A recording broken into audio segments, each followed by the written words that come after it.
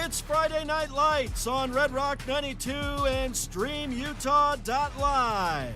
The number 1 San Juan Broncos cruised past Judge Memorial in the 2A state quarterfinals last week in front of their home crowd in Blanding. They're on the road for the rest of the season now as they continue their quest for a 4th straight state football championship.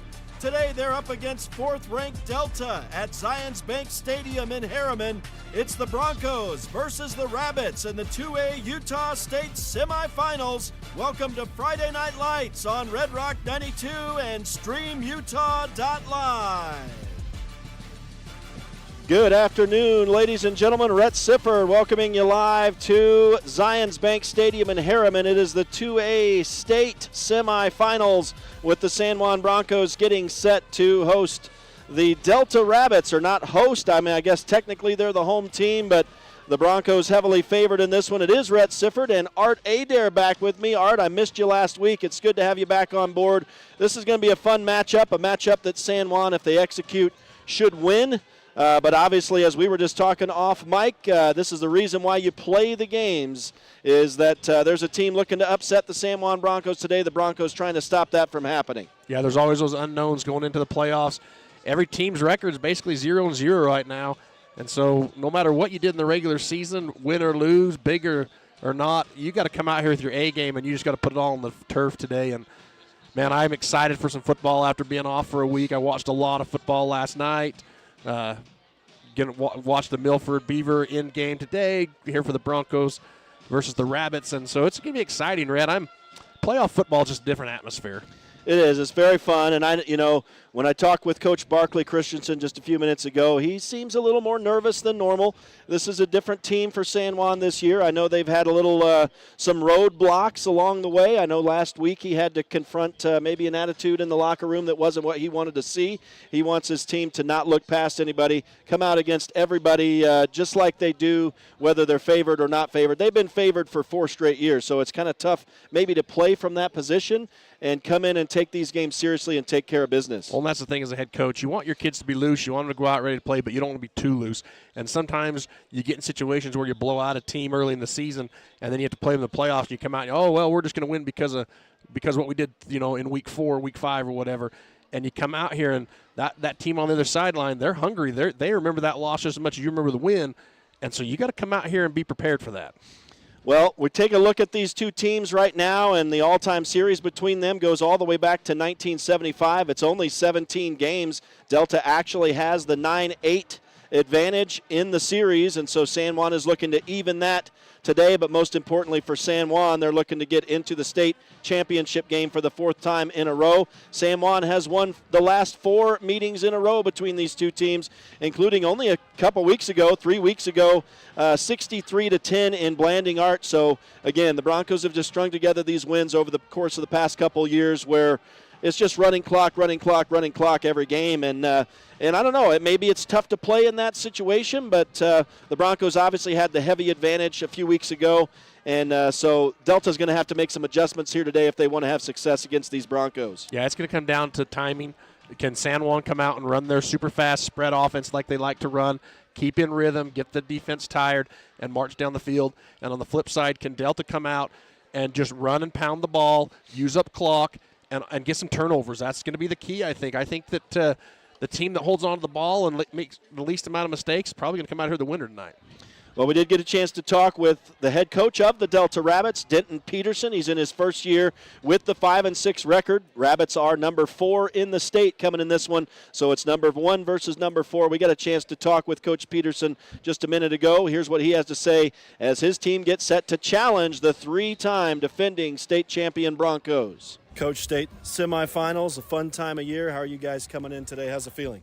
It's been good. This is what we live for at Delta. Is we love the playoffs, and we always say we want to be playing in November. Well, this is a rematch from only a few weeks ago. You obviously just saw them. What are you guys aiming to do against a tough team today that can maybe give you a different outcome? Yeah, they're a dang good team. We've got to execute a lot better than we did the last time we played them. We've got a few players back that were injured last time. Hopefully, gives us a bump. But we've got to play better as far as being sound in what we do offensively and defensively and make sure we execute. It's one thing to see film, and obviously you've done that all year, but to actually see them physically, to see them in person, how has that changed how you approach this game here today? Not a lot different. They line up and they do exactly what they show you, and they just do it really well. So we just got to be able to execute and to win one-on-one battles. What are you guys going to have to do offensively maybe to maybe get yourself a victory here today? We're going to have to try and keep the ball moving, keep the chains moving, and try to keep their offense off the field. Coach, we appreciate it. Have a fun one out there. Good luck. Thank you very much, sir. Thank you as well. And we want to say thanks to Coach Peterson for chatting with us before this game. Obviously taking a little bit of time. He was in a bit of a rush, so not a whole lot to say. But, Art, when we look at this team, you heard Coach Peterson mention that a couple players are back.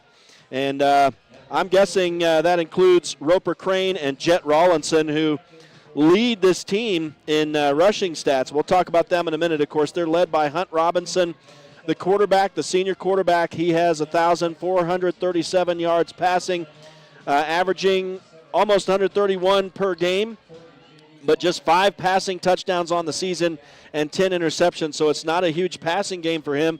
I think against San Juan today, I don't know if that'll have to change. I don't know, you can't mix up your whole scheme and your whole deal, but that's something that hasn't been super strong for him all year. In the running game, Jet Rawlinson has been leading for him. The junior has 96.5 yards per game since coming back, 8 games on the season for him. He is tied for the touchdown lead for the team with 11 rushing. Roper Crane with only 5 games played this season, so he's a big addition to this team, and he's averaging over 100 yards rushing per game, and that's a big boon for this offense, and we'll see it maybe a little bit of a different flavor than what we saw 3 weeks ago. I think most football coaches are true to who they are, and true to the wishbone. You'll see some trips formations, maybe some spread doubles, but I think you're going to see a lot of that inverted wishbone, a lot of head game like we did when we played them a couple weeks ago. But San Juan's going to be against like they had most of the year against the run teams. They're going to have to be good at finding the ball with 3 options back there, 40 quarterback. So I expect Coach Bowery to have the defense a little 4-man fight in front. Get a few weeks ago, he stood up. And so defensively, San Juan's kind of won 7 games against these run teams, and I look to see the same thing. Not a lot passing like we said, but there is one kid who's been making some noises. So senior Connor Pruitt is averaging 50 yards per game in the receiving game and 3 TDs. But they got a kid who can do it on defense as well. Alex Walker, while his game, he had 41 tackles on the season, and Carter Anderson has 106 yards 106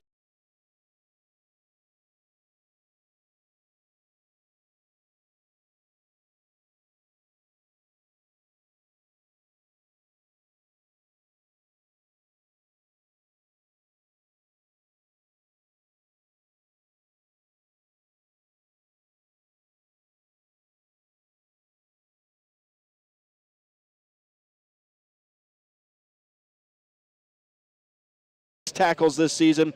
They've had between a couple players, Tucker Nielsen, a senior, and Drake Quackenbush. And I don't know, Art, if you know how interesting that name is. And we were trying to figure out if this was on purpose or what. But Drake is the name of a male duck. I don't know if you're aware of that. So Drake Quackenbush is maybe the most interesting. His parents definitely had a sense of humor. And I'll tell you, as we get ready here, San Juan has won the toss, and they will receive, Rhett. My goodness. I'm sorry. I know I'm trying to be hilarious, and you're super serious. But those kids between them have 13 sacks, and then you got some other defensive stats as well. But we're getting ready for the kickoff, so we're not going to take any breaks. We're going to keep it right here. We did get a chance. Let me run real quick. We're going to talk to Coach Barkley Christensen, and here's what he has to say as his team gets set to go today. Coach, semifinal round. I know this is where you want to be this week. I know you want to continue on after this week. What's the feeling you're getting from your team here coming in today? I really like the feeling that we're getting from them. I feel like, we were a lot more grounded this week. Again, practices have been very competitive. Guys are working hard. They've been here before. I really like where we're at. Each team, each year is different. What are the things maybe that you're wanting to see these boys do here today in this game this week? We got to start fast. I want to see them start fast like we have pretty much every year, and they have pretty much all year. And we've got to establish the run. If we're able to run the ball, everything else opens up. And so if we start fast, we're able to run the football, and we're able to stop the run. I think we're good to go. Is this just business as usual for you guys, just trying to execute what you've done all year? Yeah, I think so. We've obviously talked to them to try to enjoy it. But at the same time, when you've tasted that last game, you've tasted that championship, sometimes it's just it is a little bit too much business. So these guys are pretty dang excited, and they know what it takes. They've watched it for the last 3 years. Are you mixing anything up today, or pretty much what we've seen from you all year long? It'll be pretty much what you've seen. I think they'll obviously try to come out and try to do something different to take us away. So maybe we're always just, our offense is just totally predicated on take what they give us. And so if they want to, play back, and we'll take the short stuff and run it. If they want to come up and play tight, we'll let it fly.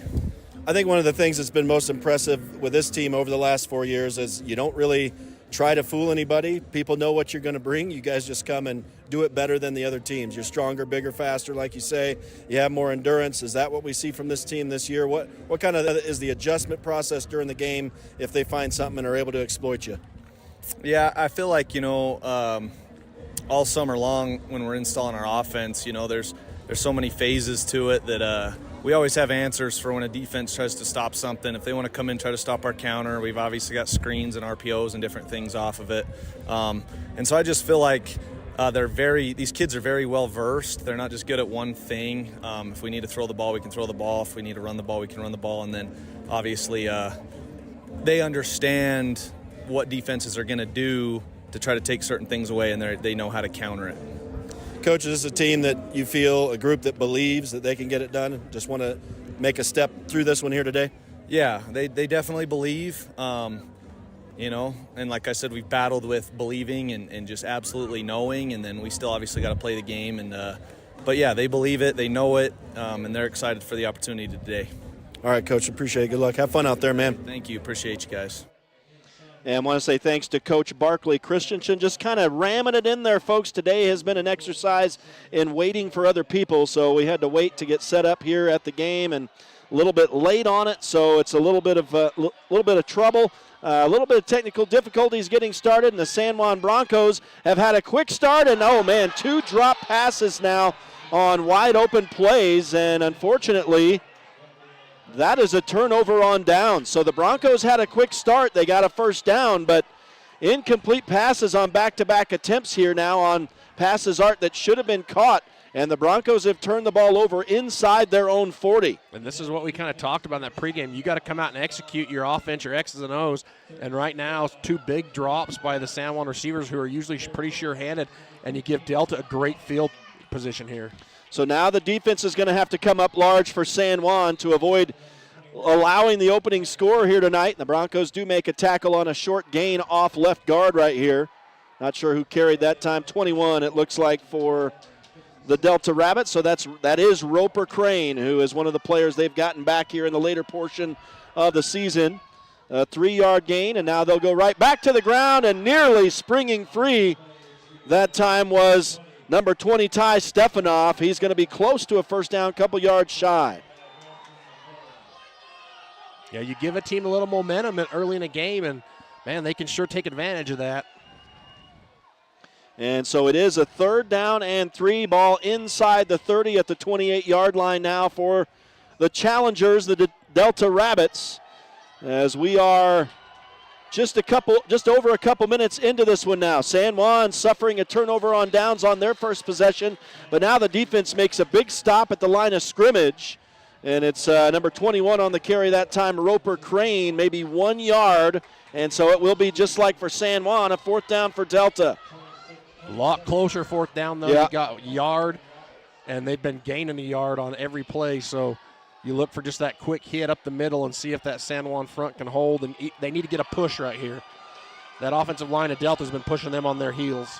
So Hunt Robinson brings them to the line of scrimmage, working from under center. They'll pitch it to the outside, and the Broncos get the stop at the 32-yard line. It's a loss of 5, and the Broncos will take over on the turnover on downs. And I'm excited for the TOD, the turnover on downs here, Rhett, but as a coach, the coach in me, I'm thinking, why don't you run that quick up the middle? It's been a quick banger for you. You've gotten a couple yards. Why do you go to that option pitch, which takes you 3 yards deeper in the backfield, which then you got to gain 4 yards versus a yard? Not a good play call. It is interesting how many times we've seen stuff working, and coaches will go away from that. Now the Broncos go with what has been working, and it's the tough running of J.D. Palmer off left guard this time, and he rumbles ahead for a quick 8 yards. 2nd down and 2 as the Broncos go hurry up. And they'll go right back to Palmer, and he takes a big hit, but not until he gets out across the 50-yard line. A big gain of, it looks like, about 12 yards there for another 1st down for San Juan. And we need JD, he needs to be holding that rock. I know he's a big, strong kid. He spends a lot of time in the weight room. He's got big old biceps. But, man, secure that ball, JD. It is a 1st down, and now a throw to the flat on the far side of the field, and a catch by Jake Ivins, and he'll go ahead for 12 yards and another San Juan 1st down. So the first complete pass there as Jayton Knight gets together with his receivers for the first time. And I don't know who that. Jayton looked over that time and actually called that play to the head coach. And Jayton, speaking of, will take it himself right here. Not a whole lot, maybe a yard as it gets down around the 36-yard line. Couple yards they give him. So 2nd down and 8 for San Juan as they're nearing the Delta red zone for the first time tonight. A one-step drop and a quick pass to Jake Ivins is complete again. He'll get down inside the 35, but not much more than that. So only a pickup of 5 on that catch. Yeah, nice little catch, though, because that defender was right there. And Jake, I know that first drop on that first drive is just eating at him still. The Broncos continue to go no huddle. It is a big 3rd down and 4 here for San Juan. Jayton Knight has time. Throws to the right side and a nice diving catch over there. They're not catching the easy ones, but Branton Bethea catches the one he has to dive for right there at the 20-yard line. He actually had to double clutch that, Rhett. Came off his hands and re-caught it, so that should go down as 2 catches in the stat column. That's awesome. That was a 9-yard catch, I believe. So Jayton Knight starting to string together some completions. And now they'll go back to J.D. Palmer. And again, he takes a big hit after a short gain of 4 yards ultimately. And now we see Jagger come back in. He hasn't been in since that first drive. They've been really just pounding that rock with J.D., and they put him out now at tight end. 2nd down and 6 for San Juan. They are now in the Delta red zone for the first time tonight. They go with Jagger Neves, and he goes off left guard all the way down inside the 5-yard line to the 4. And San Juan has a 1st and goal. And that, let's see, was a 5-10, I think about a 15-yard run. They'll go on the ground again, Jagger Neves, and this time the Delta defense bows up and stops them at the line of scrimmage. Yeah, they tried to pull that left guard and tackle, and they just got held up in the traffic. Were unable to get that hole opened up, and Jagger runs right into the back of him, so he's unable to get momentum. But I like this heavy set with the tight end using J.D. out there to block down. So Knight will hand off. No, he'll fake it to Jagger Neves and rumble into the end zone off right guard. They open the hole for him, and the Bronco senior quarterback goes in for the first touchdown of the afternoon, 6-0 San Juan. Great little RPO there by Jayton. He recognized they were crashing on Jagger. The same play they just ran before where Jagger was able to get the hole. Jayton keeps it a little quicker there on the reaction time, and so he's able to just scamper into the end zone. And for Jayton Knight, his 7th rushing touchdown of the season gets San Juan on the board. Trip Palmer has been Mr. Clockwork of late, and he adds the extra point. San Juan is up 7-0. 5.5 minutes into this state semifinal game. And so, Art, it wasn't pretty on that first drive. They turned it over on downs, but they relied on the defense, and the defense has been so steady and so strong all year. They get the stop they needed, get that football back, and then the Broncos take care of business, drive it downfield for the score. And we've seen that confidence through Coach Christensen this year. We've seen a couple of those plays in some of those bigger games when we played Grantsville and we played over there at Hurricane, where you don't get it, but you just come back to being who you are and just keep running your offense. You don't try to get fancy. You don't get out of sorts. You just come out and just go down the field. And I like how they just keep pounding the rock with J.D., softening up that defense, and they put Jagger in there. Jagger's got a little more quick feet. He's a little more shifty left and right. J.D.'s that downhill, just beat you up, bruiser. And then Jayton takes in for the 6. Just a great complementary offense, those 3 in the backfield.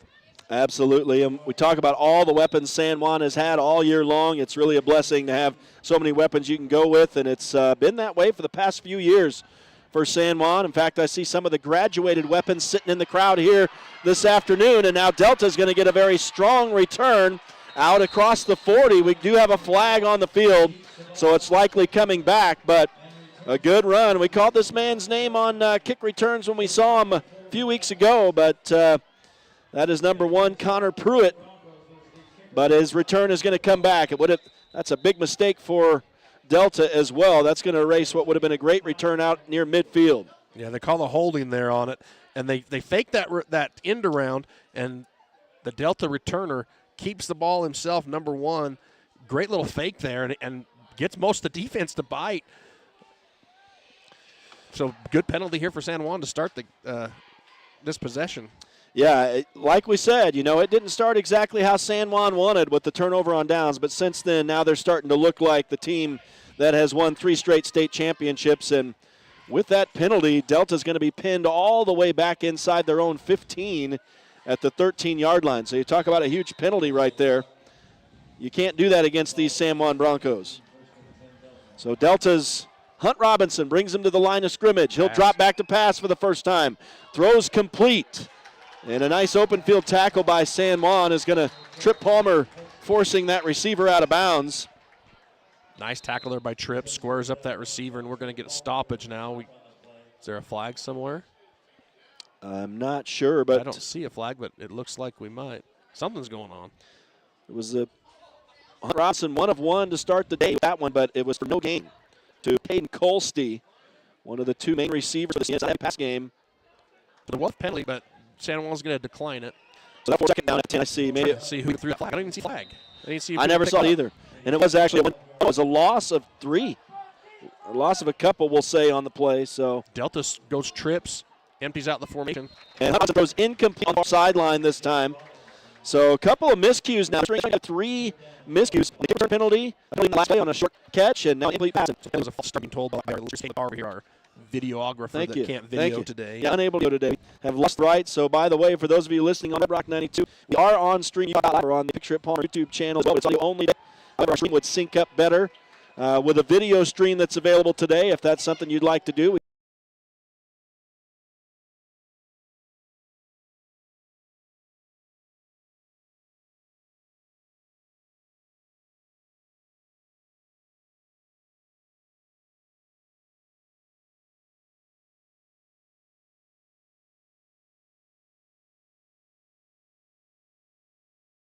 Can't necessarily tell you to do that, but we might say that as here's a pass across the 20 now complete.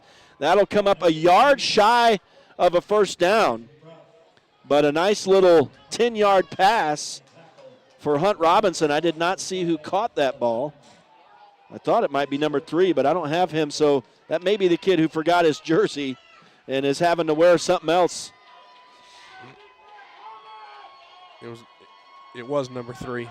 Yeah, so I wonder, I don't know, we may have a wrong name. We may have to check a roster here for Delta, but it looks like they're going to line up to punt here on 4th and 1 inside their own 25, and they will punt it away. So because of that penalty on the kick return, Delta starting with terrible field position, and that results in this punt. If you're anywhere else on the field, you might go for it on 4th and 1, but instead they punt it away. The Broncos are going to take over on their own 32, and now, Art, you're trying to string together a couple scores in a row and start to take control of this game. I guess you could go for it. I guess it all depends on how comfortable you are in your head coaching position at that school. Yes, at that school. If you think you can, if you think you have, tenure, you may go for that. But if not, you don't go for that. You punt it. There's some people who might.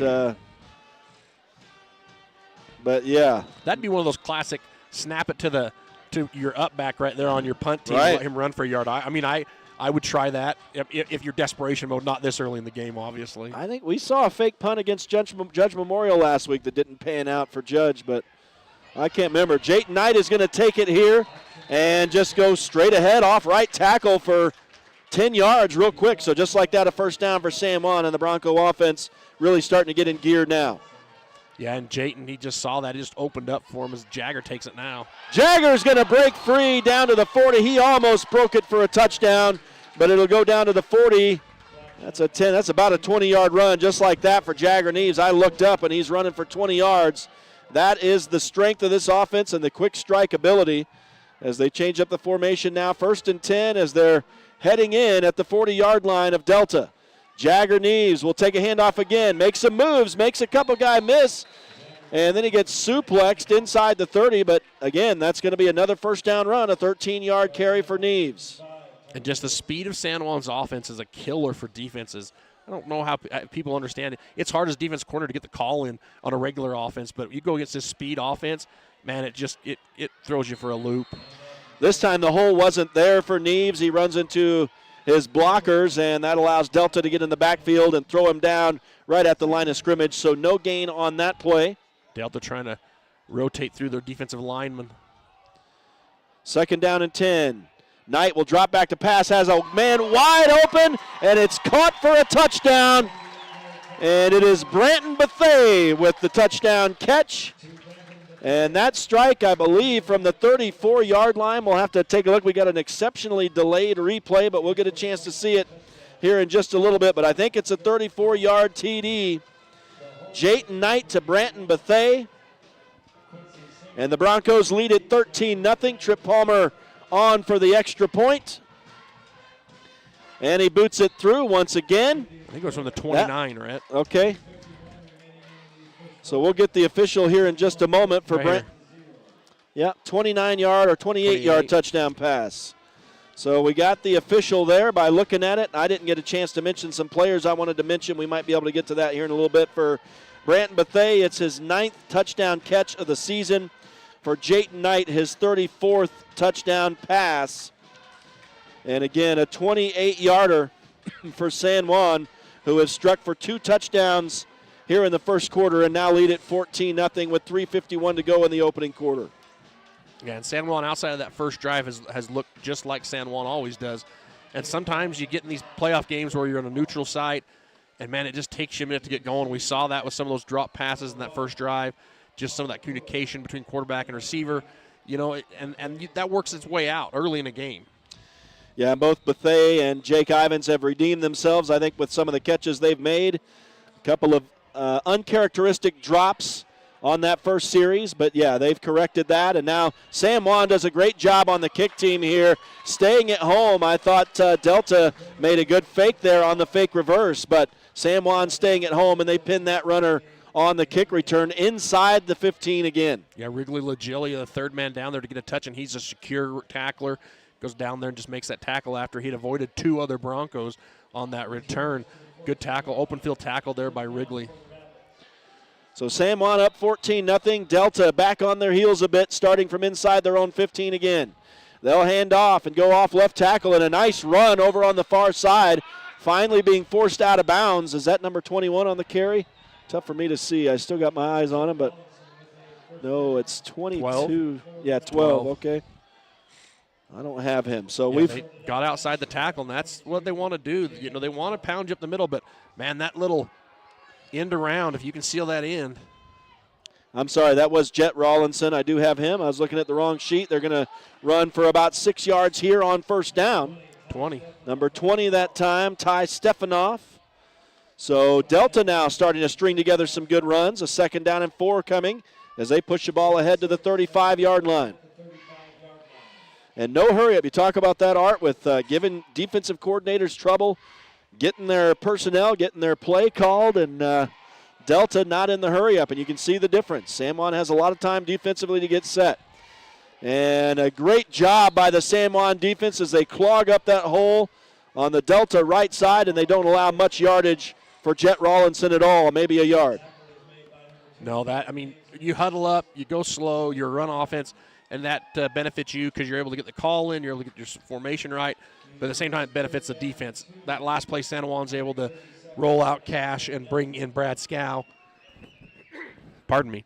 And so it helps the defense, too, to get reset and re-energized. So that's why the San Juan's had so much success with their offense. Here's a huge 3rd down. 3rd down and a long 2 for Delta, and they will convert as Jet Rawlinson makes some moves and now still breaking tackles. San Juan having a tough time bringing him down, and now they will halt his forward progress, but not before he gets all the way across midfield to the San Juan 43-yard line. And just a lot of arm tackling there, not a lot of physicality on that defensive front right there. They're not trying to blow through the runner, and push, and you want to tackle through the guy. They're just reaching out. A lot of arm reaching there on that play, which allows him for a huge run. Yeah, I have that as an 18-yard run. That's approximate, and now a pass over the middle is incomplete, not caught by number 3. I'm guessing that's Connor Pruitt. So I don't know. No, they have number 1 over there as well, so I'm not sure. I need to. He was open right in the middle of that field. He found that spot in the zone. He was coming across. His quarterback could have put that a little more touch on that. I mean, it was right in his hands. He should have caught it, but, man, that would have been a big play for Delta right there. So the incompletion makes it 2nd down and 10, and now Robinson will hand off, this time to Jet Robinson. And he's been a good runner for Delta here in the early stages. Gets a quick 4 right there. And Delta's doing a lot better job this drive at getting into their gaps with their offensive linemen and their upbacks that are coming through the gaps, hitting those linebackers.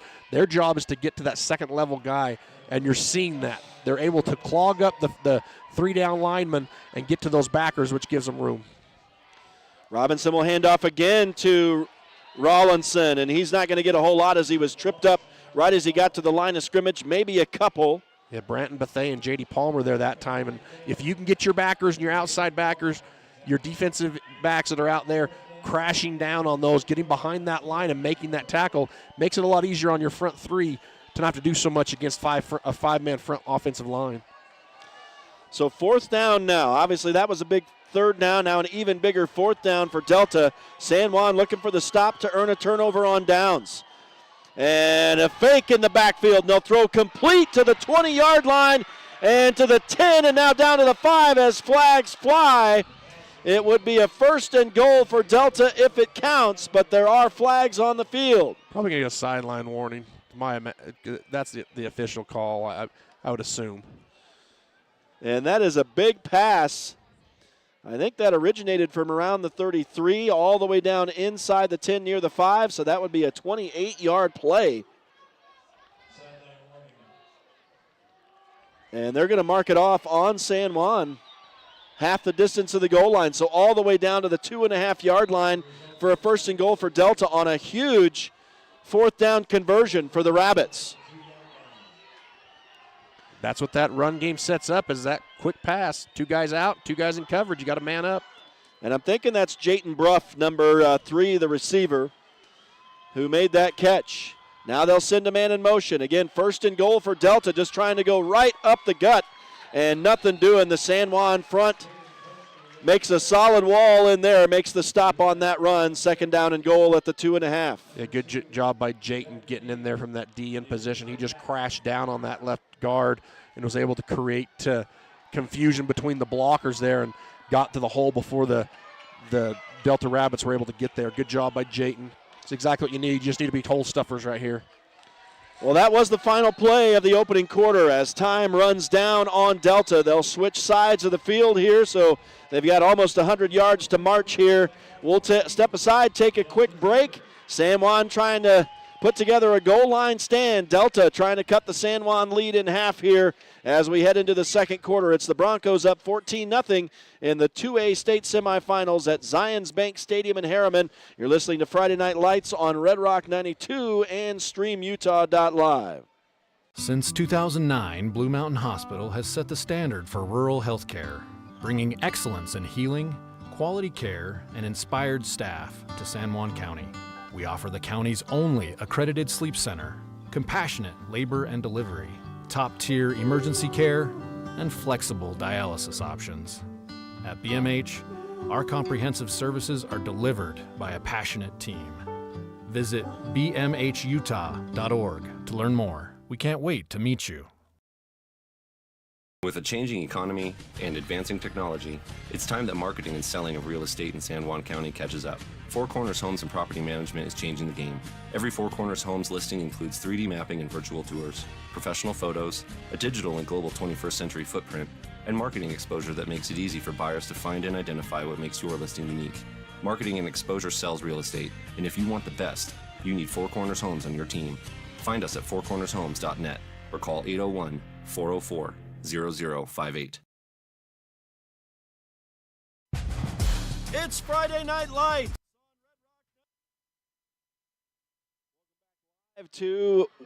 Welcome back live to Zions Bank Stadium in Harriman as Delta has answered and scored a touchdown as it is Jet Rawlinson rumbling in from a couple yards out for the score. So that cuts the Bronco lead in half. A 2-yard touchdown run for Rawlinson, and the extra point kick is shanked wildly wide to the left. So we'll see if that comes into play. But for Jet Rawlinson, for this Delta offense, I told you he was their leading rusher. He now takes the sole lead of the touchdowns rushing for Delta with 12 on the season with that one. And so, Art, that'll keep San Juan honest as Delta puts together a nice drive there, including a 4th down conversion. Finally goes in from a couple yards out to start this second quarter. Yeah, they got their offense clicking there for that drive. They were able to really get that run game going, get a lot of good sustained blocks up front to get to that second level. And then when San Juan started to crash hard, they were able to get those passes. They did miss one that was open, but they came back right with that. And when you play a man defense, and you tell your 1s on 1s and 2s on 2s, hey, you got to step up and just do the job. You got no safety over the top. Sometimes that happens when you get those kids that are just following. It's a hard lesson to learn, but at the same time, we'll see if San Juan come back and answer in this drive. This will be the second kickoff for the Broncos to receive here, and that one went almost straight up in the air. Very short kick, fielded at the 23 for San Juan, and the Broncos will run it to the 35-yard line, so they'll have decent starting field position for their fourth possession now of the afternoon. And typically we've seen San Juan respond in kind when a team goes down and gets a touchdown on them or scores points. We've seen San Juan go down and match that. So, obviously, that's what you want to do if you're Coach Christensen right here, if you're a Bronco fan. You want to go down and put 6 more on the board to match theirs. So we'll see what he comes out with in his offense. I keep going quick here. You've got the defense on their heels. Just keep the gas pedal going. They'll spread it out again. This time, Jayton Knight hands off. They'll go off right tackle with J.D. Palmer, and nothing much. No gain, it looks like, on that run. Yeah, good job by number 70 over here on the defensive end over here. They're running their 3-4 version as well.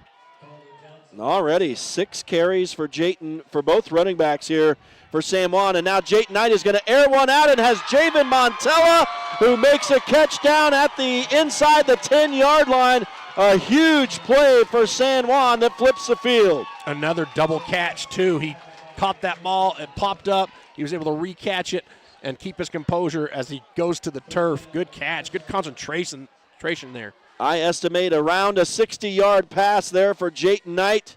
And it's going to be handed off on 1st and goal. And bouncing to the outside, inside the pylon, is Jagger Neves for the touchdown. Late flags as the Broncos go in for their 3rd touchdown of the day.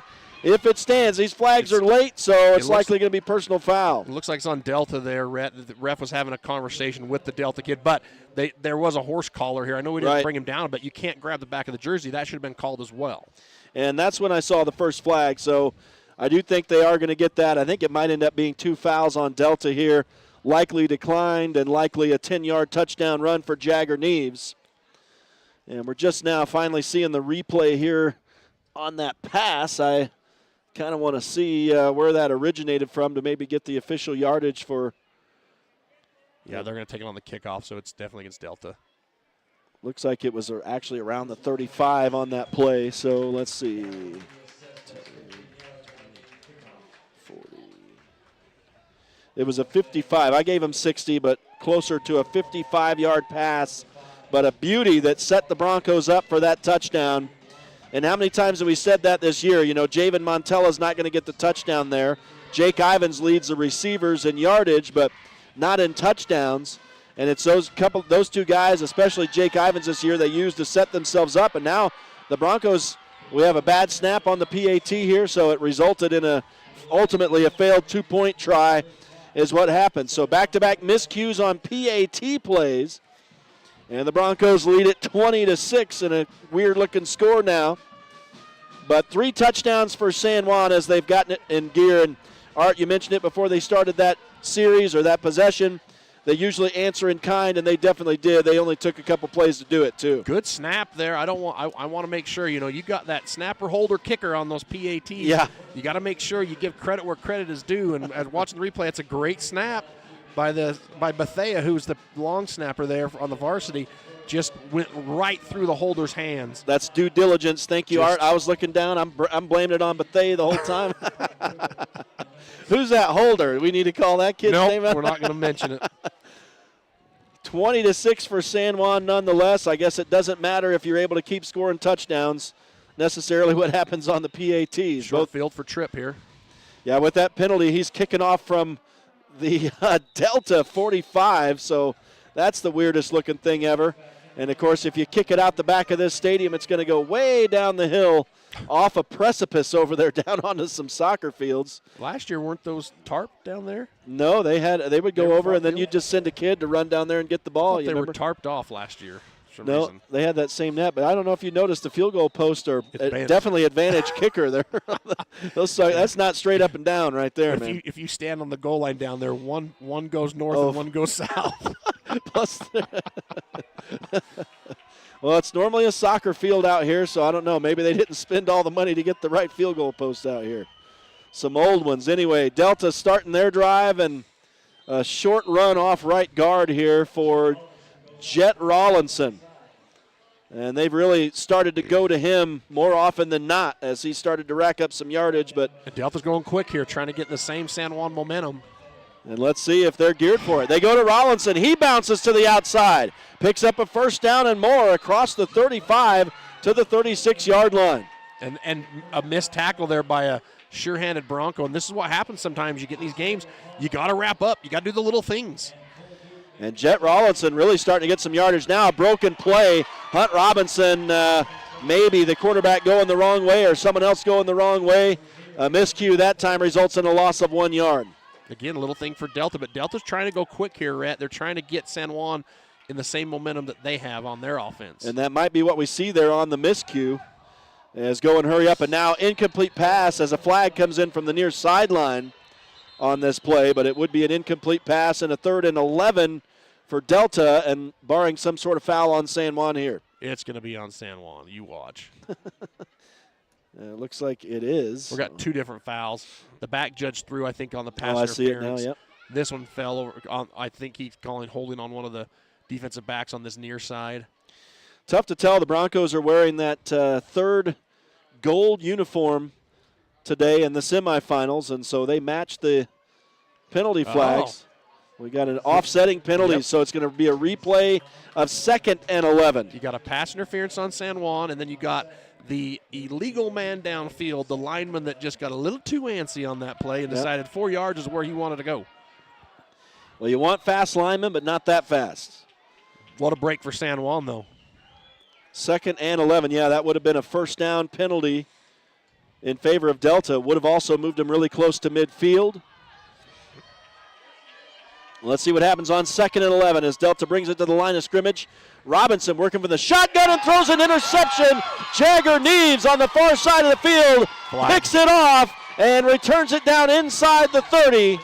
Flag is on the field, and so we'll have to wait. We're going to see if the official's going to call this on San Juan if they got there early and pushed off, maybe pass interference or defensive holding. Hopefully it's a illegal block on the return, but if it's against San Juan, that's your hope is it happens after the play, after the interception if it's against San Juan. It would be Neves' 3rd interception of the season. We are assuming that's going to be on the return, maybe.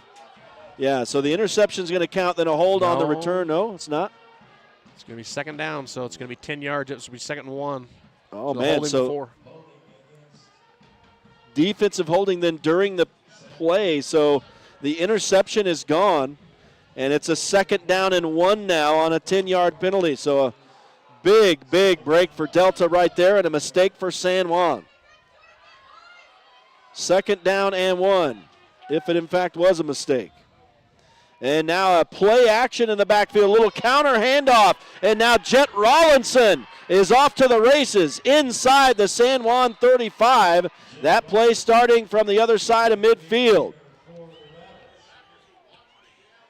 That's a 24-yard run for Jet Rollinson as he is really racking up some yardage and has proven himself tough to bring down for this San Juan defense. Not to put the cart before the horse, but that missed extra point right there may come in huge. If Delta can continue to match, keep up by one touchdown here, only down by one, match score for score throughout this game, that might be a huge turning point in the fourth quarter.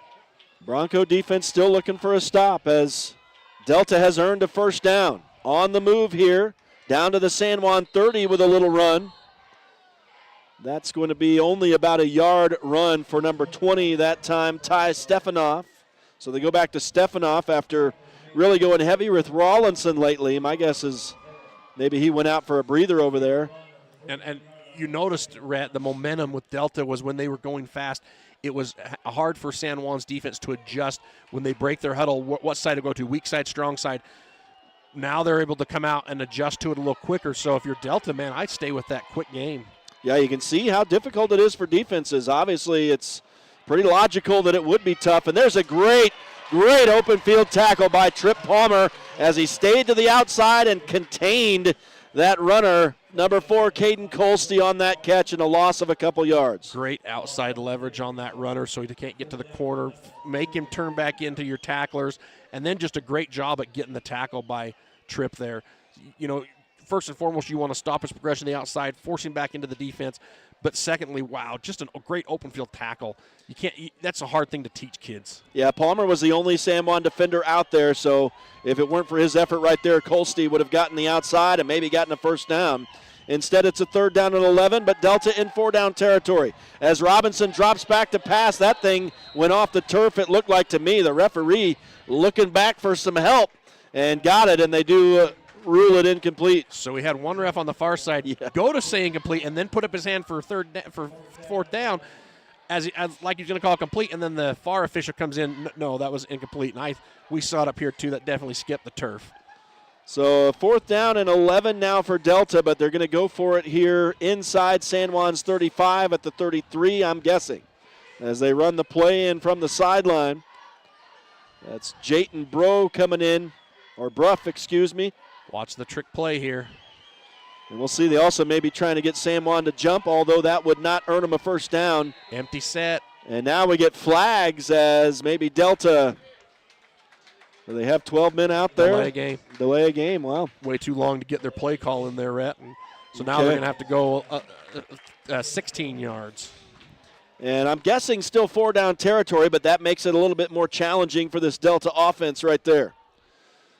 Yeah, anytime you're inside the 40, it's always 4 down for most of these teams. I mean, even maybe the 45. I don't know if you want to punt it, and you really only flip in the field 15 yards. We talk about the big-time game here, and both teams have made mistakes in the early stages here as Robinson running for his life now and is just going to have to throw this thing away ultimately, and that will be a turnover on downs. And so the 4th down attempt fails this time for Delta. And the Broncos are going to get the ball back with a nice defensive stand here after Delta had put together a pretty good drive, was getting some yardage, using the hurry-up offense, and San Juan stalls that drive right around their own 30. Yeah, you got 16 yards to go, so you go empty set, you go trips right, doubles left, and you know that's a pass play. So as defensive linemen, you want to put your pressure on the quarterback, but you want to contain the quarterback, and that's exactly what San Juan's defense did there as they bring a little pressure with 4 guys, and they're able to contain him. And sorry, I'm getting choked up here today. This early broadcast. It's emotional, man. But the defensive backs, great coverage that time by San Juan secondary. Well, the Broncos are going to try to do on this possession what they haven't been able to do yet, and that's get a 3-touchdown lead. It's been a 2-touchdown lead. Delta cut it in half. The Broncos answered, making it a 2-touchdown lead again. That's where we stand, 20-6. With 8:03 left in the first half as Jagger Neves gets a quick 4 yards right here for San Juan. So 2nd down and 6, and again, the Broncos do continue to go with the hurry-up. It's been their specialty these past couple years for sure, and it has paid big dividends as Jagger Neves slips a couple tackles and is still on his feet inside the Delta 35-yard line. What a run there, but, man, what a block by J.D. Palmer from that tight end position, getting out there and getting to that second-level block, which allows Jagger to get up and make that cut. 23-yard run for the San Juan senior, and now Neves takes a big hit He'll get 3 yards for San Juan. Now they'll mark him back maybe a yard. We'll see officially a 2-yard run, it looks like. So 3 straight carries for Jagger Neves and the Broncos with a 2nd down and 8 at the Delta 33-yard line. And Neves will take a 4th straight handoff. He's got the blocking, but flags are everywhere on the field. I don't even have a hard time seeing those. Those things came in everywhere. My guess is going to be a hold on San Juan. You're going to get a hold in on JD, and I think he had leverage. I don't think that's, you see 3 flags, and ultimately, just because you see 3 flags doesn't mean all 3 officials saw the penalty. They just saw the flag, and so, even on the Serengeti, zebras run in packs. This comes on the tail end of your Halloween costume this year. I hope everyone got a chance to see that, but if not, it was genius. Art was a blind referee. It was one of the more hilarious things I've ever seen. Suddenly we were trick-or-treating with our boys, and suddenly we heard whistles coming from we didn't know where. We were getting flags thrown on us left and right. And that's, I think, maybe a political statement, or I don't even know, as Jayton Knight throws complete down near the 1st down marker on a huge play, as that's going to put San Juan right back in business after that penalty. 1st down. Oh, they do give him the 1st down. So what a play to Jake Ivins on the catch that time. It was a 1st down by almost 2 yards, right? I think that's a 20-yard catch for Ivins, 20-yard pass for Knight. Obviously, I don't have enough time to mark down stats. Thankfully, we got Brad James here working for us today as J.D. Palmer takes a handoff and goes a couple yards for San Juan right up the middle. So the Broncos continue to move the football here. Down, knocking on the door to the Delta red zone once again. They've got it on the 21. And a 2nd down and 8 once again. We've said that situation a couple times today. But the Broncos just continue to bounce back from mistakes. You get that penalty called on you, and you get all that yardage back immediately, move the chains. But now the Delta defense closes up the hole and gets in to stop J.D. Palmer for no gain on that run. Nice defensive call there. They blitzed off this short side with that backer, and just not enough time to pick up that block, and Delta able to bring him down. Jayton Knight throws complete inside the 5. Now the ball comes loose and is going to be a touchback. They say it's a fumble. They rule a fumble into the end zone and a touchback, so the Broncos are going to lose possession. Meanwhile, it was a 21-yard catch. And, boy, it'll be interesting to see the replay on that and see if he was down before he lost the football. I don't think it'll matter. They've already ruled it. And there's no replay in high school football. Would just be for my own, education. I didn't see. He wasn't down. He's rolling over the Delta player when I think the foot kicks it out, and that's just trying to do a little extra. Kudos to Branton for trying to get in the end zone, but man, right there, sometimes you just need to learn just to go down. But, well, it's a 21-yard pass and then a fumble. And we don't say that a whole lot about this San Juan offense. And now a false start on Delta brings the flags flying. And so that's going to mark them back to their own 15 for a 1st down and 15. Boy, that was huge. I was about to get out of my mouth that Delta was looking for a big-time stop. Yeah, he never did go down. The ball got kicked out. It was Jagger Neves, I think, on the catch. No, it was Branton Bethea, excuse me. I was just going to say, Branton's on defensive end, and you can tell he's fired up. He wants that ball back. I'd be afraid to go against him right now. Well, 1st down and 15 for Delta. Delta got a huge stop, a life-saving stop, if you will. And there's an interception by Trip Palmer as a poor decision by Robinson. He threw back against his body into traffic. Palmer intercepts it at the 10 and returns it inside the 5 to the 4. And the Broncos are right where they just lost the football for 1st and goal. Trying to go for the screen. Delta Rabbits, the quarterback gets a lot of pressure, so he turns before he can locate the receiver. He's actually throwing to a lineman, it looks like. Number 67 is the closest guy there, and Tripp right there to pick it off.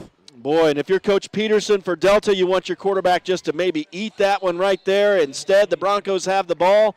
Good job by the Delta defense to stop Jagger Neves for pretty much no gain, maybe a half yard on this first run.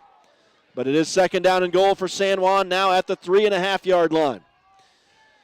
As Knight will work from the shotgun. Hands off again. They just keep going to Jagger Neves. This time he rumbles ahead. Does he stretch the ball down? They're going to rule him down at the 1. It will be 3rd and goal, a couple-yard run for Neves. Yeah, good job there by Delta's defense. Their front line has done a really good job at getting leverage on the offensive lineman.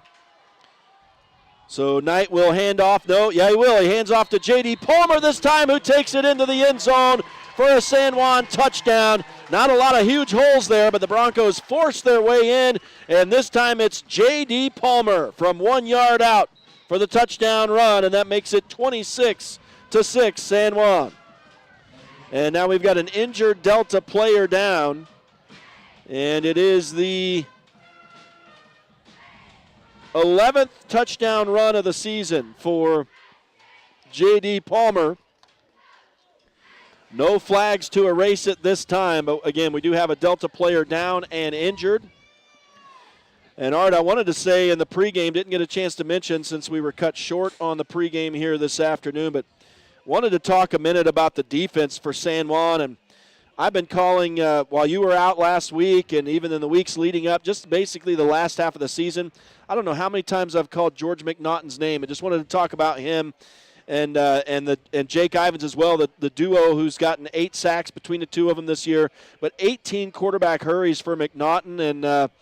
And man, he all last week against Judge Memorial, I just saw him coming in at that quarterback, forcing bad plays, forcing him to do stuff you don't normally see in high school football, which is that quarterback was throwing the ball to the sideline multiple times that night. And boy, he's just a big boy getting in there, making huge dividends defensively. We don't get a chance to talk about the defense a lot or the linemen, but man, what an impact for this team for sure. Yeah, and he's one of those kids that Coach Bowering, when I talked to him preseason, was like, he was so excited for him coming out after the preseason camp and all the summer workouts.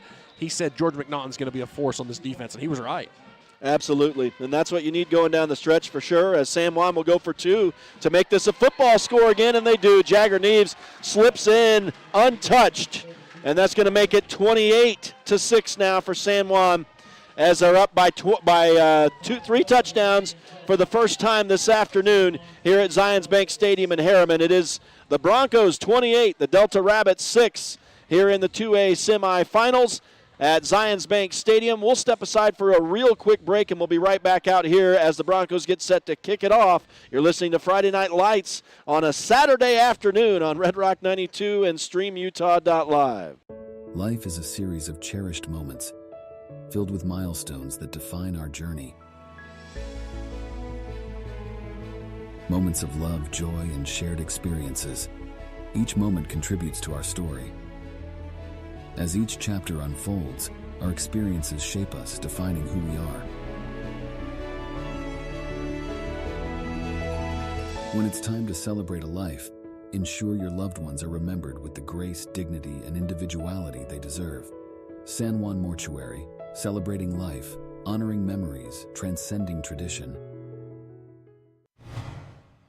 Welcome back live to Zions Bank Stadium in Harriman, Utah, as the Broncos are going to go for an onside kick try, and now the ball is live, and San Juan is going to get it as Delta makes a mistake. All that player had to do was not touch the football. It wasn't going to go 10 yards on the Broncos kickoff, but once the Delta man muffed it, then it became a live ball, and the Broncos get it. Yeah, I mean, initially you see that, and it's like, oh, it's not going to go 10 yards, and that Delta kid, all he does do is just let the ball go. It's not going to go 10 yards. It was a short onside kick, and he mistakenly runs up there, touches the ball, and then makes it a live ball now, so it doesn't have to go 10 yards. And good job by San Juan getting on top of it. So 1st and 10 for the Broncos now from their own 37 as they throw in a little trickeration here with 5 minutes to go in the first half, and are now looking to go up by 4 touchdowns if they can put together a drive. But the Delta defense gets in there and makes a stop on Jake Knight for a loss of 1 yard. What a call there by Coach Ricky Eldridge, the special teams coordinator, to go gutsy right there in the first half. Say, hey, let's try this. They did try it. It panned out. Maybe not exactly the way it was supposed to look. Now the Broncos get a chance to see what this Delta defense is doing with a hard count here. Jayton Knight will make some adjustments. Jagger Neves moves to his right. Knight has time to throw, and it's Jake Ivins absolutely uncovered on the near sideline. That's going to go for 5, 10, 15, 22 yards. Jayton Knight to Jake Ivins. That has been a duo that has connected all season long since Jake has come back from injury early in the season. Jayton, something's wrong with Jayton here. And that's not He was kind of wheezing a little bit, but I don't know who called the timeout here. San Juan. There is a timeout on the field. 4:18 to go in this first half. The Broncos have the ball now at the Delta 41-yard line. So we will wait and see how this works out after the timeout, but I've got a moment to let you know that Friday Night Lights this afternoon are brought to you in part by Bradford Tire. At the center of it all at 39 East Center in Blanding, Colleen Kays, author of the 7 Dynamos of Organizational Power. Creative Floors, covering San Juan County's carpet and flooring needs. Crowley Construction, dirt, roads, driveways, and more. For any job, big or small, call Crowley Construction. So the timeout's done. The Broncos are going to go with a group of 4 over on the far side. That's quads left over there.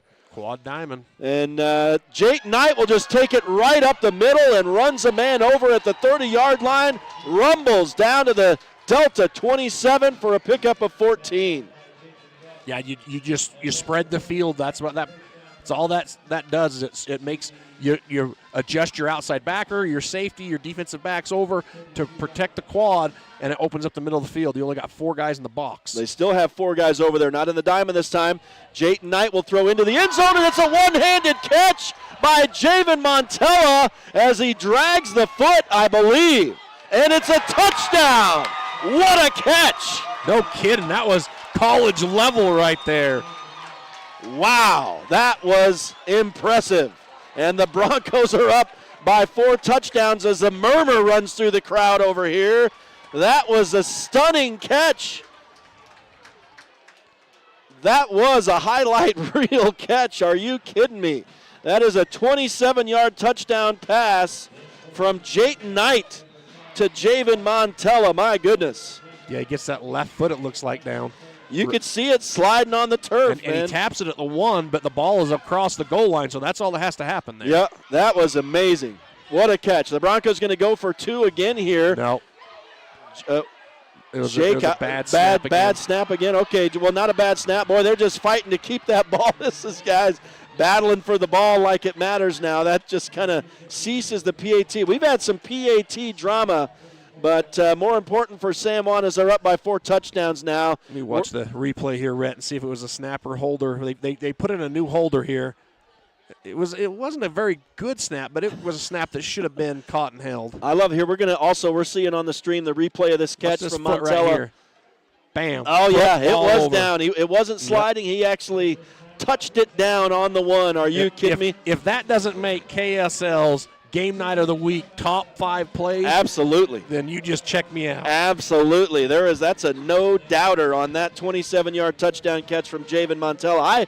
I don't believe I've ever seen a catch like that in all my years of covering high school football. That was absolutely stunning. And obviously, if it was incomplete, the Broncos would have reset and basically done it again. But my goodness, what a catch by Montella right there. And I haven't had a chance to tally up any of the stats. It's been so fast and furious yet. But like I said, we've got Brad James, who's going to bring us out a stat sheet at halftime, so I won't have a whole lot of work to do myself. Jayton to kick off now, not Tripp. So Jayton Palmer, I'm just going to say after that run by Jayton Knight, you said that maybe on that timeout something was wrong with Jayton, but I'm going to say they're showing that replay now a 3rd time on the KSL stream. So I imagine that's going to be a play that's mentioned later on this evening. So that is a fantastic play at any level. Just a great awareness to just get your foot down, and then it's a one-handed catch. Yeah. Just the hand strength to make that catch and pull it in and then secure it as you're going to the ground. A lot of times you see them fumble them when they hit the turf. Yeah, it was the most impressive catch I've seen, I think, in all my years. As now the Bronco defense catching on to the momentum that the offense has started here lately, and a big stop for maybe a yard here on the run by Jet Rawlinson. Oh, big cash, show me the money Palmer, man. He was barely even touched as he quick feet swim move, gets around the inside there and just meets that runner 1 yard behind the line of scrimmage. Oh, Cash, he's a force.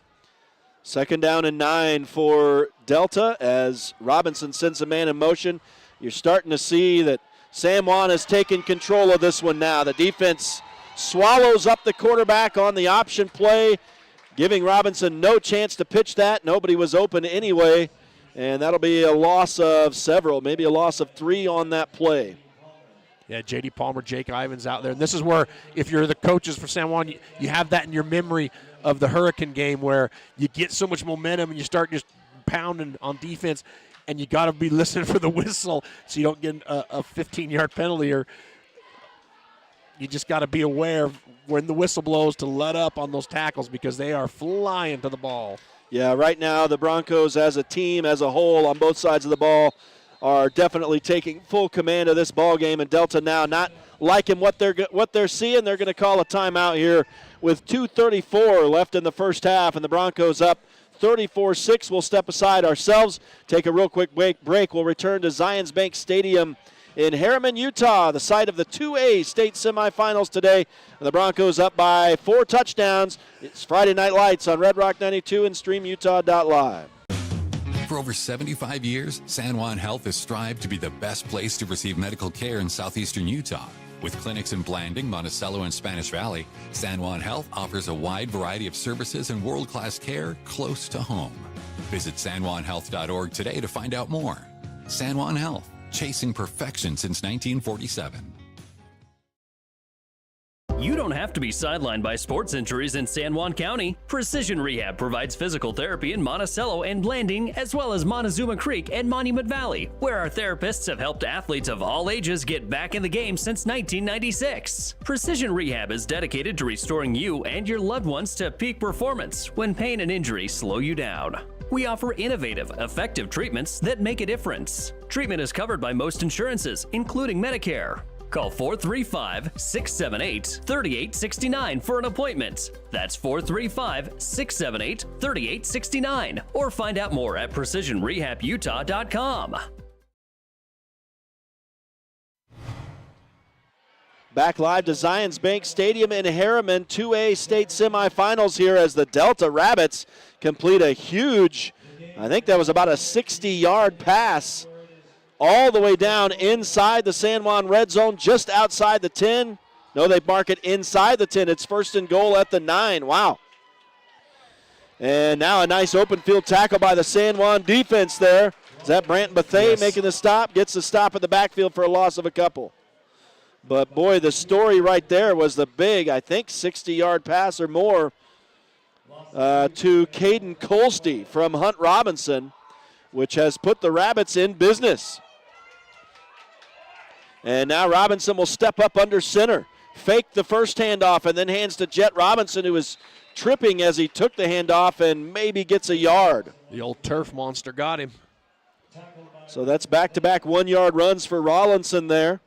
I was going to say before that they were 1 of 5 on third downs, and then they go and get a big old third down conversion. That was, that was very convincing as we just watched Colsty run the ball down the field, untouched basically until he got down to the 10-yard line. And now Delta trying to punch it in on 4 tries. It's third and goal. Robinson, double pump, and then throws close to the end zone, down to the 2-yard line. Number 10. Complete. And that's number 10 who hasn't caught one yet today. That's Tate Topham, his first catch. And they'll come right back up for fourth and goal at the 2, and whistles will stop this play. Timeout, San Juan. As that was, I think, an 8-yard pass down to the 2 from Hunt Robinson. And so that sets them up with a fourth and goal, and the Broncos maybe wisely called timeout here. They obviously wanted a better chance to set up and not allow a hurry-up play here from Delta. Yeah, Delta going quick there. They're going to go quick hammer right in the middle and wise timeout. 59 seconds left to go in this half. Take your timeout. Put your best defensive effort on the field, whatever your best goal line stand you feel like. Coach Bowering, call, and just put it in your defense's hands here.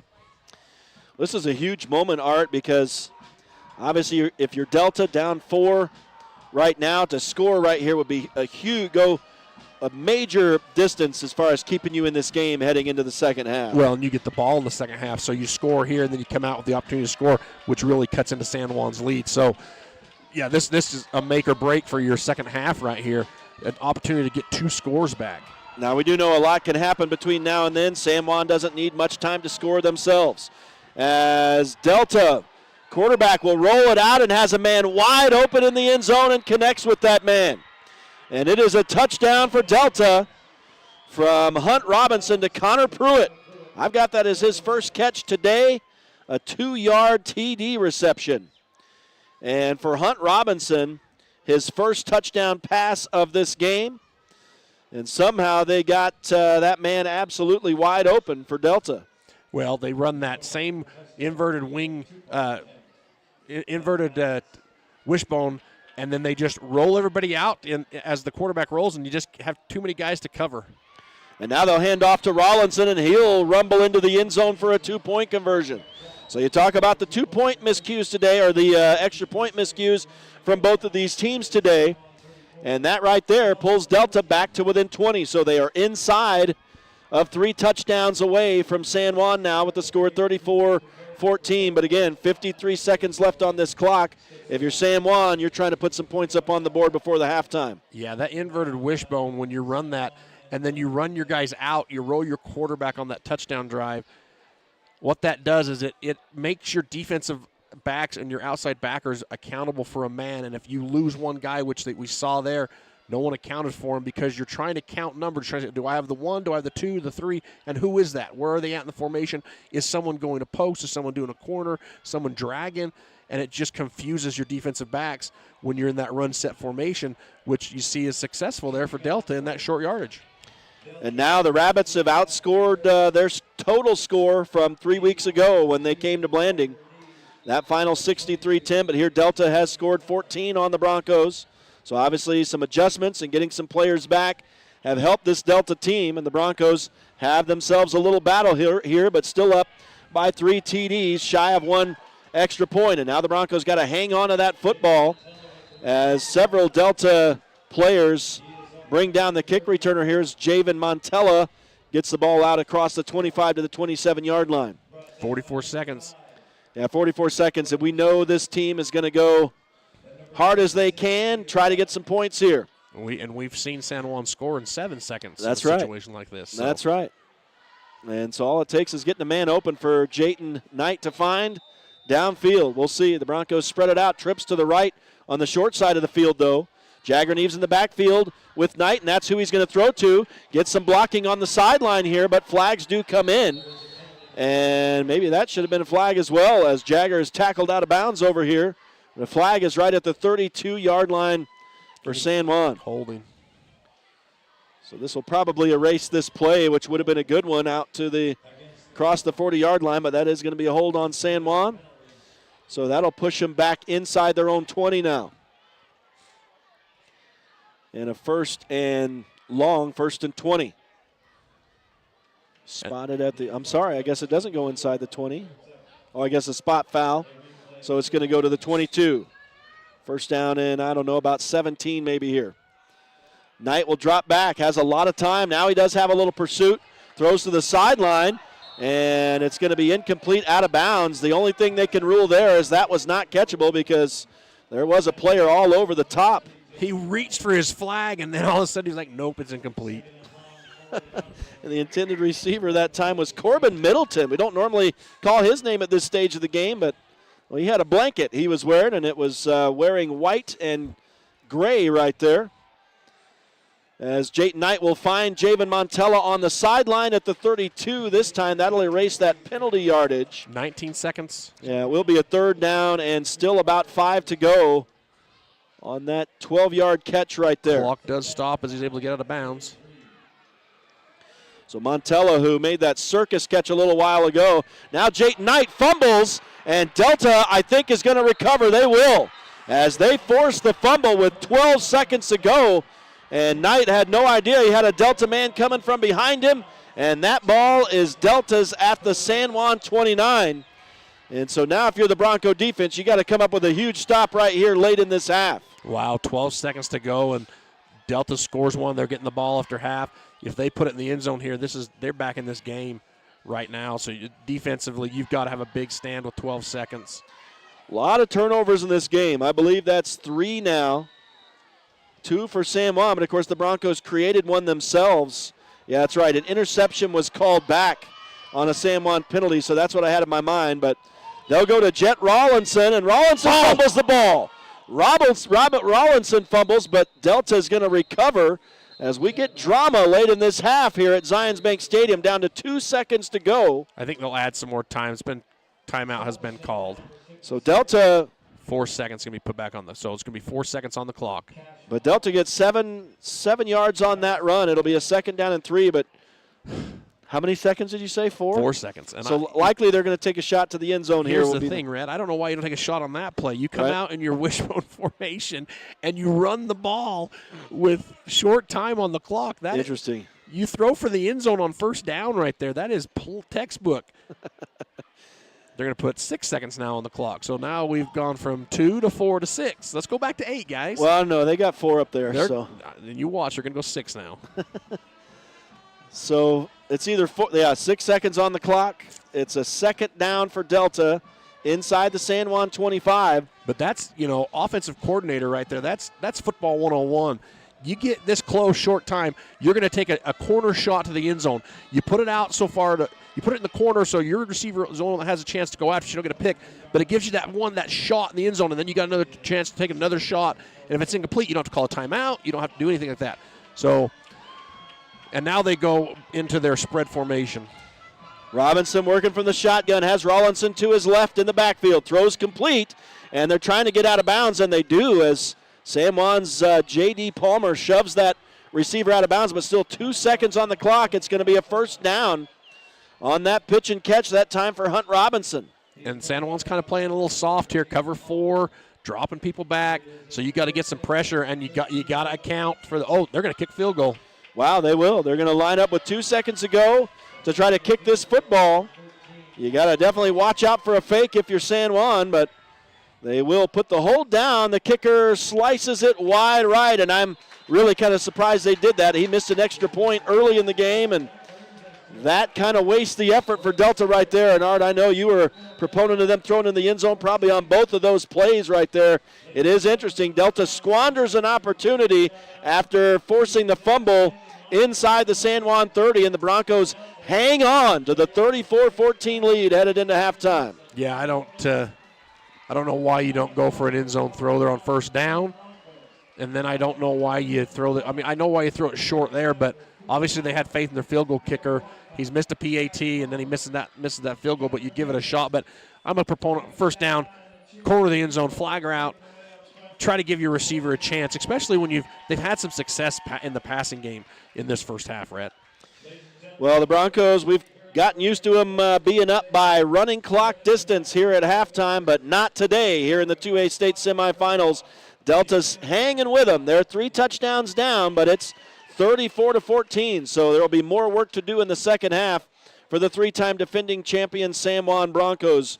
We will take a break, and we'll return to Zions Bank Stadium in Harriman, where, again, the Broncos lead at 34-14 over Delta in the Utah 2A state semifinals here on Red Rock 92 and StreamUtah.Live.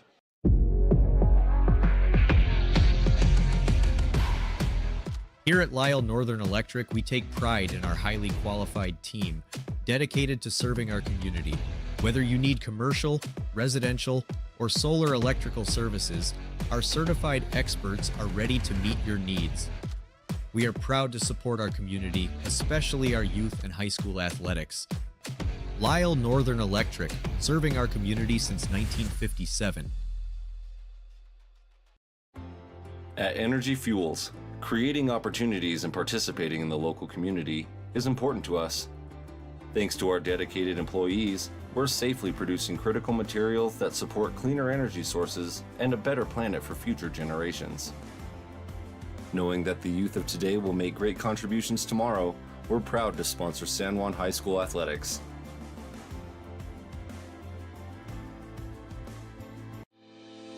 Looking to buy, sell, or refinance your home or property? Ask for the professionals at Anderson Oliver Title Insurance Agency. Anderson Oliver Title has provided title insurance and real estate closing services in San Juan and Grand Counties for 25 years. Anderson Oliver Title isn't just another out-of-town company. It's the only locally owned and operated title company in southeastern Utah. The owners and employees at Anderson Oliver Title are excited to support our communities and are proud to support high school athletics and activities.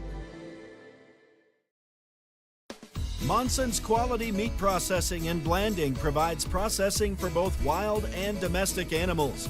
They also carry USDA choice steaks, ground beef, and 14 unique flavors of handmade bratwurst. Monson specializes in friendly service, the highest quality products, and flexible timing, all at a competitive price. That's Monson's Quality Meat Processing at 885 East Pinion Ridge Road in Blanding. Call 435-459-1401 or find them on Facebook. Hello, my name is David Palmer, and I am the Parks and Recreation Director for the City of Blanding. Hi, my name is Sylvia Stubbs. As a recently elected San Juan County Commissioner, We are so excited to collaborate with SJC-PAC, Coalition, and San Juan Counseling to bring parents-empowered messaging to our beautiful Wellness Center pool area.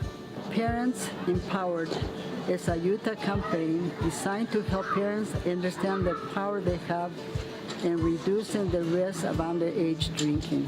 Survey data tells us that youth perception of risk in San Juan County in all grades went from 83.6% in 2019 to 68.3% in 2021. This means our kids don't understand the damage that alcohol and other drugs can cause on their developing brains. Did you know that Utah teens reported that parental disapproval is the #1 reason they choose not to drink? Never assume your children know what your rules, expectations, and attitudes are.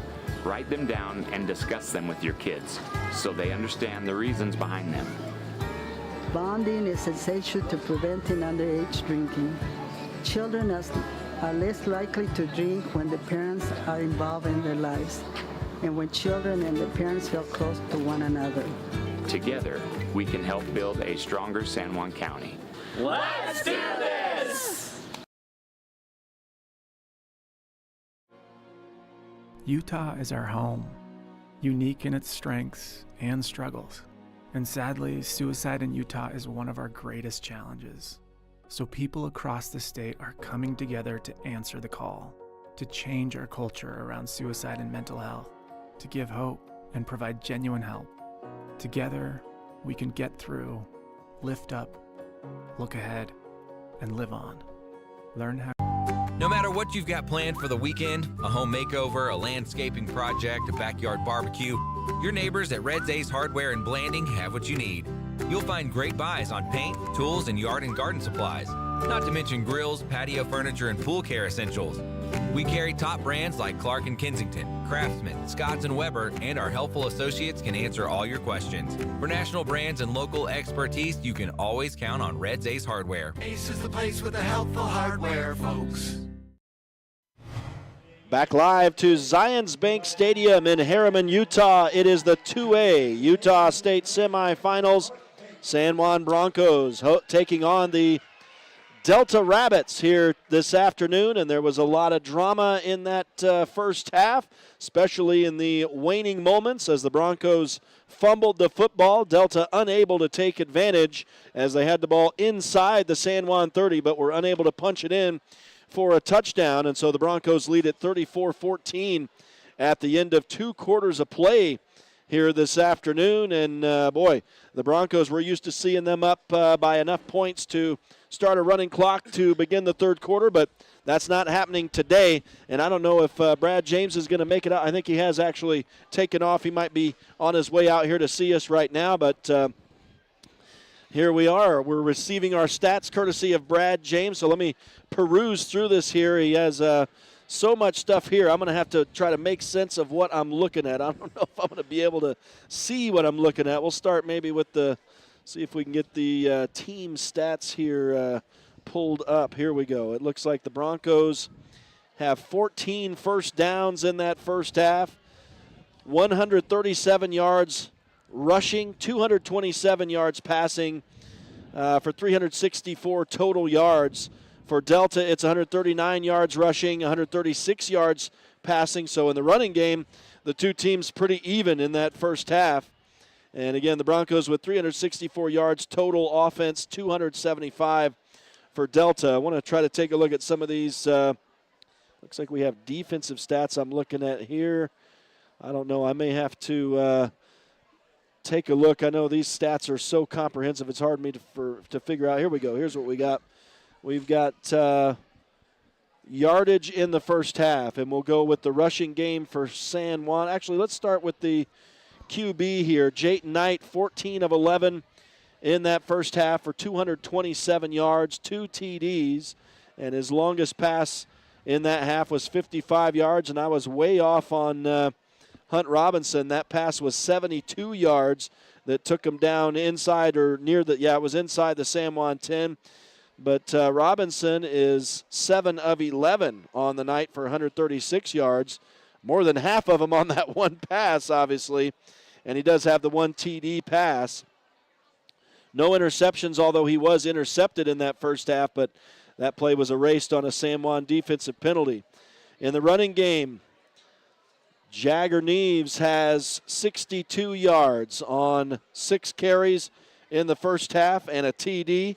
J.D. Palmer, 37 yards on 11 carries and 1 touchdown. Let's see, Jayton Knight from the QB position has 26 yards on 6 carries and 1 TD. So all 3 of those players have gotten in the end zone for San Juan. Those have been the 3 leaders all season long, passing-wise, for the Broncos. For Delta, it's Jet Rawlinson, not surprisingly leading the way, and he's leading the way hand and feet over everybody. He has 142 yards rushing in that first half of play. So that is pretty impressive on 14 carries and 1 TD. His longest carry was a 52-yarder. Then it drops off pretty drastically. The only man who's gotten positive yardage other than Rawlinson for Delta is Ty Stefanoff, 12 yards on 3 carries. So, all right, you talk about a player coming back for Delta who makes a huge difference, and that's Jet Rawlinson. Yeah, he's done a fantastic job out here, and he's been able to create some stuff after the, first level with his feet and his speed. So San Juan, I'm sure they're in there talking about it, and they're going to have to do a better job at containing him. Their backers have got to do a better job getting off those initial blocks to make sure he doesn't get going down the field. In the receiving game for these teams, Jake Ivins leading the way for San Juan, has 57 yards on 4 catches.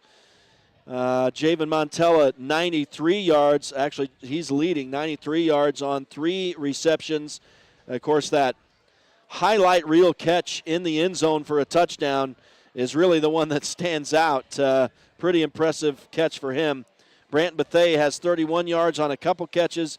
J.D. Palmer out of the backfield, 28 yards on a catch. Jagger Neves also out of the backfield, 18 yards on 1 catch. So, again, 227 total receiving yards for San Juan.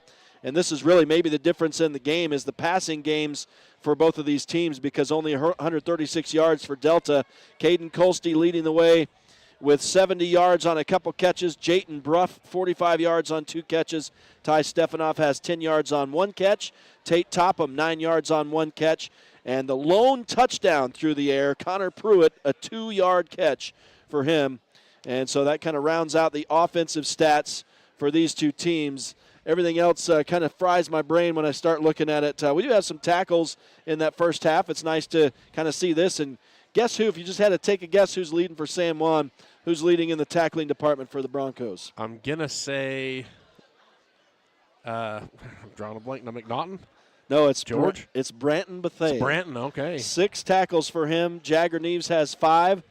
Cash Money has 4. J.D. Palmer with 4 tackles. McNaughton's way down at 3, but I know he'll pay dividends in the second half. 5 tackles for 3 men for Delta. Jayton Bruff, Carter Anderson, and Roper Crane leading the way for the Delta defense. Let's see if we've got any. I know there's a fumble recovery. Branton Bethea had the fumble recovery for San Juan. 2 fumble recoveries for Tucker Nielsen for Delta. So a lot of these players who their respective teams need to come up big in these big games, and they're doing it for their teams here on this field. Yeah, it's going to be exciting second half. Only a 20-point lead for San Juan, which is for most teams probably pretty comfortable. Right. But I know San Juan likes to be up big, like you said, running clock. They like to just go to work and be real methodical about it. So we'll see how they come out, what the atmosphere was like at halftime, what the coaching was, what the adjustments were, how they adjust to that offense that Delta runs, and kind of some of the things they may have saw that may work a little better offensively for them as well. as the teams come back out on the field to get stretched and warmed up for this second half. We've got a couple minutes left in the halftime period. Again, it is a 34-14 lead. Like you said, Art, a little bit different from what San Juan's used to. We'll see. I think we're in store for a fun second half. Broncos going to try to take full command of this one in the state semifinals. They've led from the start, even though it started a little bit slow for both teams. The Broncos have led from the start. Getting set to go in the second half here in the 2A state semifinals. We'll take one final break and return to Zions Bank Stadium in Harriman. Stay with us. It's Friday Night Lights on a Saturday afternoon on Red Rock 92 and StreamUtah.Live. Desert Rivers Credit Union is proud to team up with the communities in our corner of the state. A nationwide network of ATMs and branches, full line of mortgage products, local decision-making, low fees, and great rates for every credit score are just a few of the things we bring to the team. And to top it off, we are for people, not profit. Come by and meet our team at one of our 4 branch locations or visit desertriverscu.com. We love our communities and are proud to support our youth.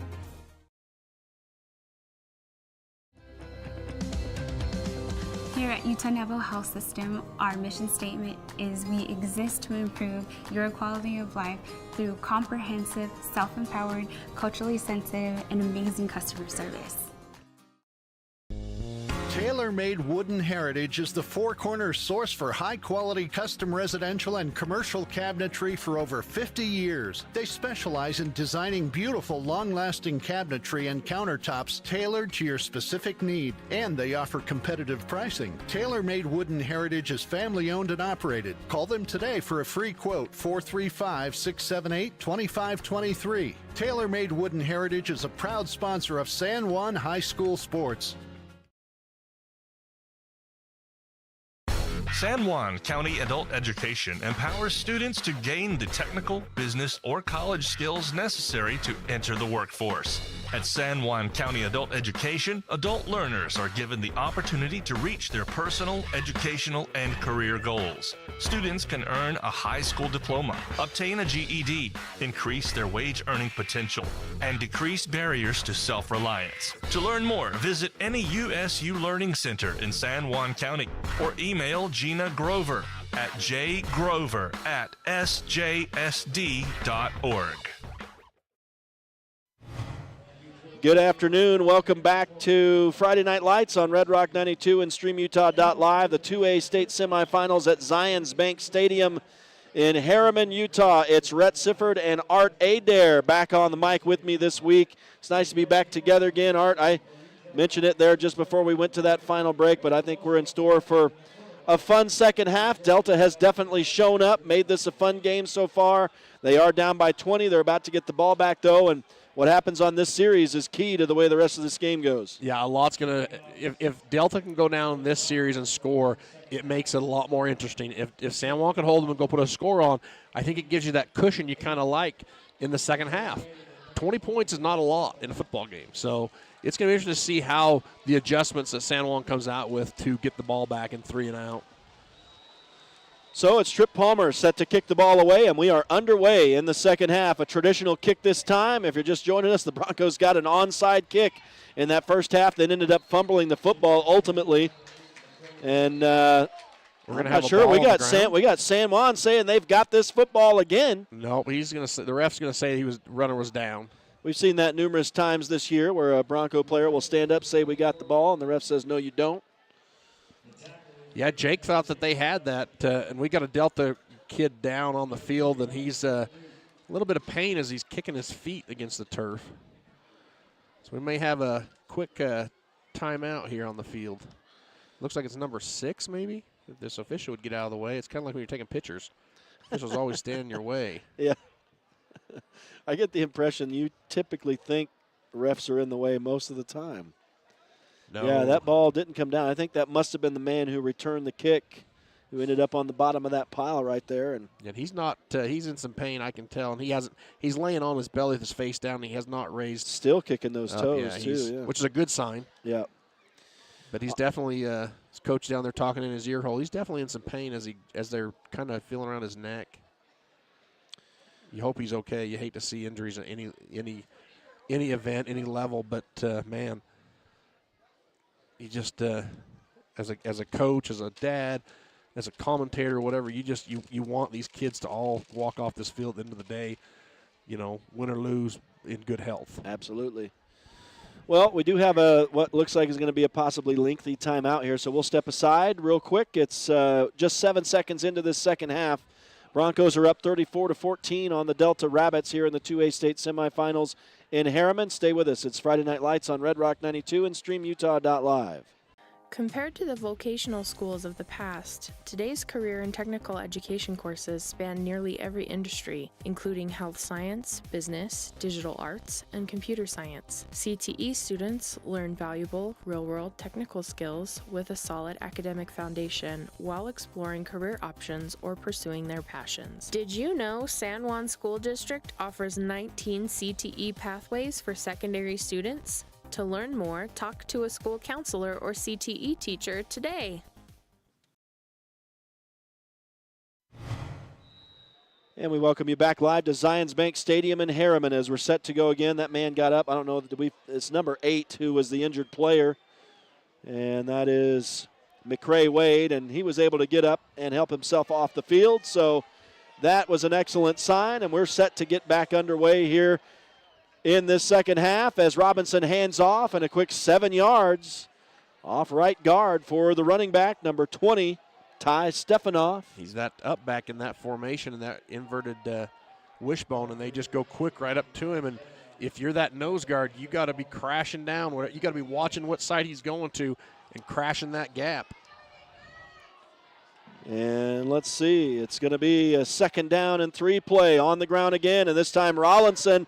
And boy, you talk about the Broncos keying on him in this second half. They swallow him up for a loss of 1 on that play. He's a man who rattled off 142 yards on him in the first half. And Bethay's going to get another stat for you there on your tackle sheet. There you go. With, McNaughton. Big 3rd down here for both teams.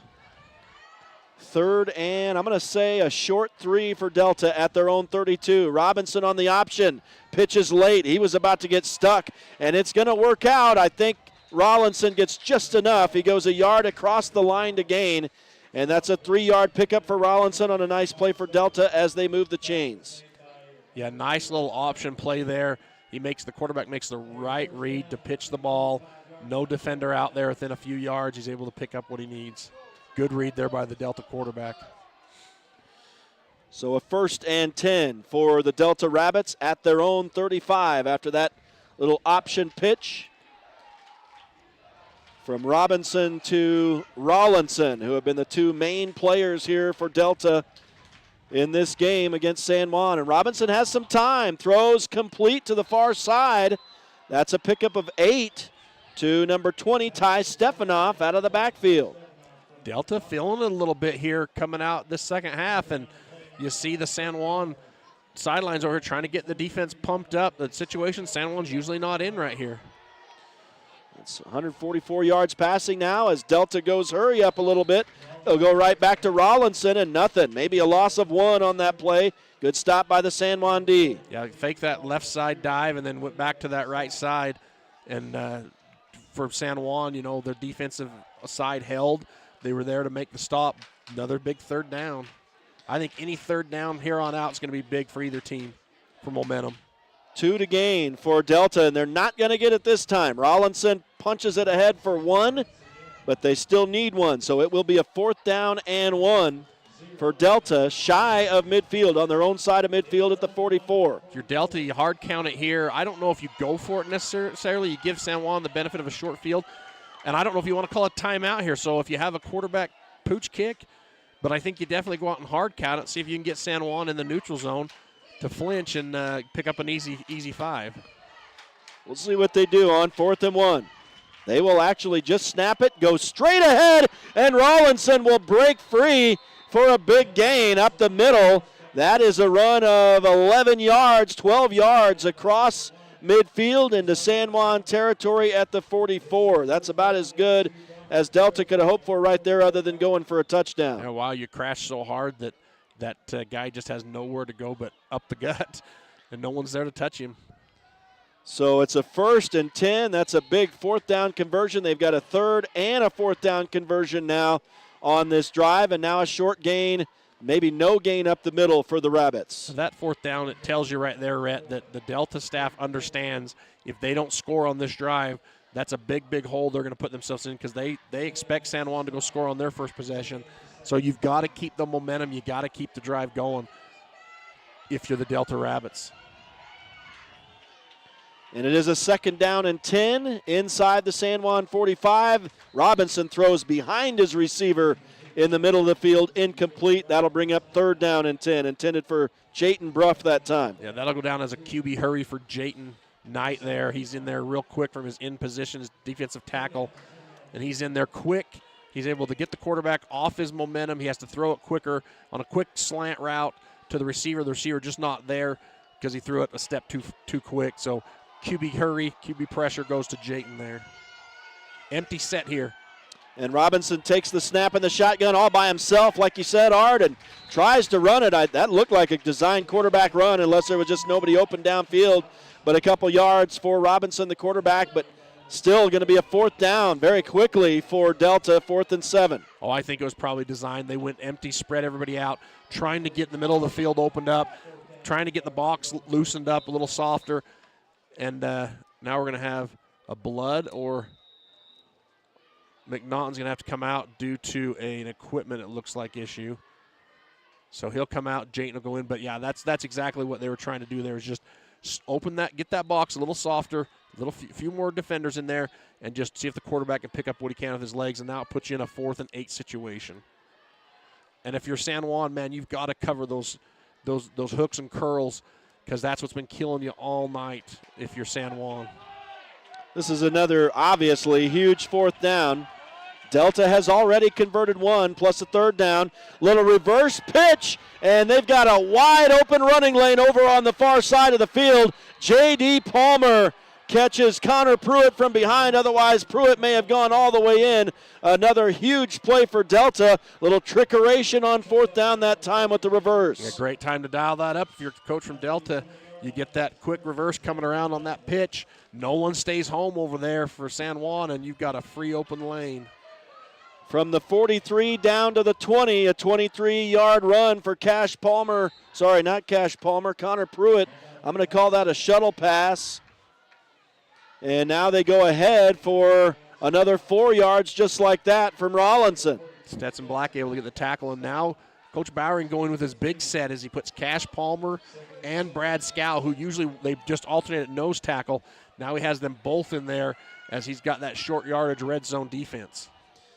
And Robinson sends a man in motion. It's 2nd down and 6 for Delta. He'll throw behind a man, and that ball comes loose. That was another dangerous throw by Robinson. He got picked off earlier when he threw into traffic, just kind of trying to save his own life, and he almost paid for it right there again. Yeah, I think number 3 catches that if you don't have three Broncos right there around that, able to start banging some pads there. He might bring that in, but bang after bang, and they jar that ball loose. So good defense right there. Brings up another 3rd down. And Delta's been really good this possession on 3rd and 4th down. Late downs, yeah. Yeah, they're living and dying by 3rd and 4th down here. This time Robinson fakes the pitch and takes a huge hit as he held on to it, and he gets a couple yards hard-earned. Jagger Neves right there, and perfect read there by the outside backer to take the pitch man. Let the quarterback cut it up, and then Jagger comes up in 4th, and they still can pick up a 1st down here. It's 4th and 3.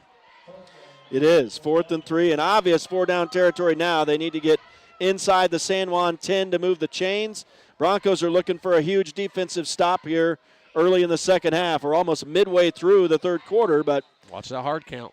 And I don't know why the clock isn't running. Now it is. That's 6:15. No, they just changed it to 6:15, so it should just be running unless there was a timeout here.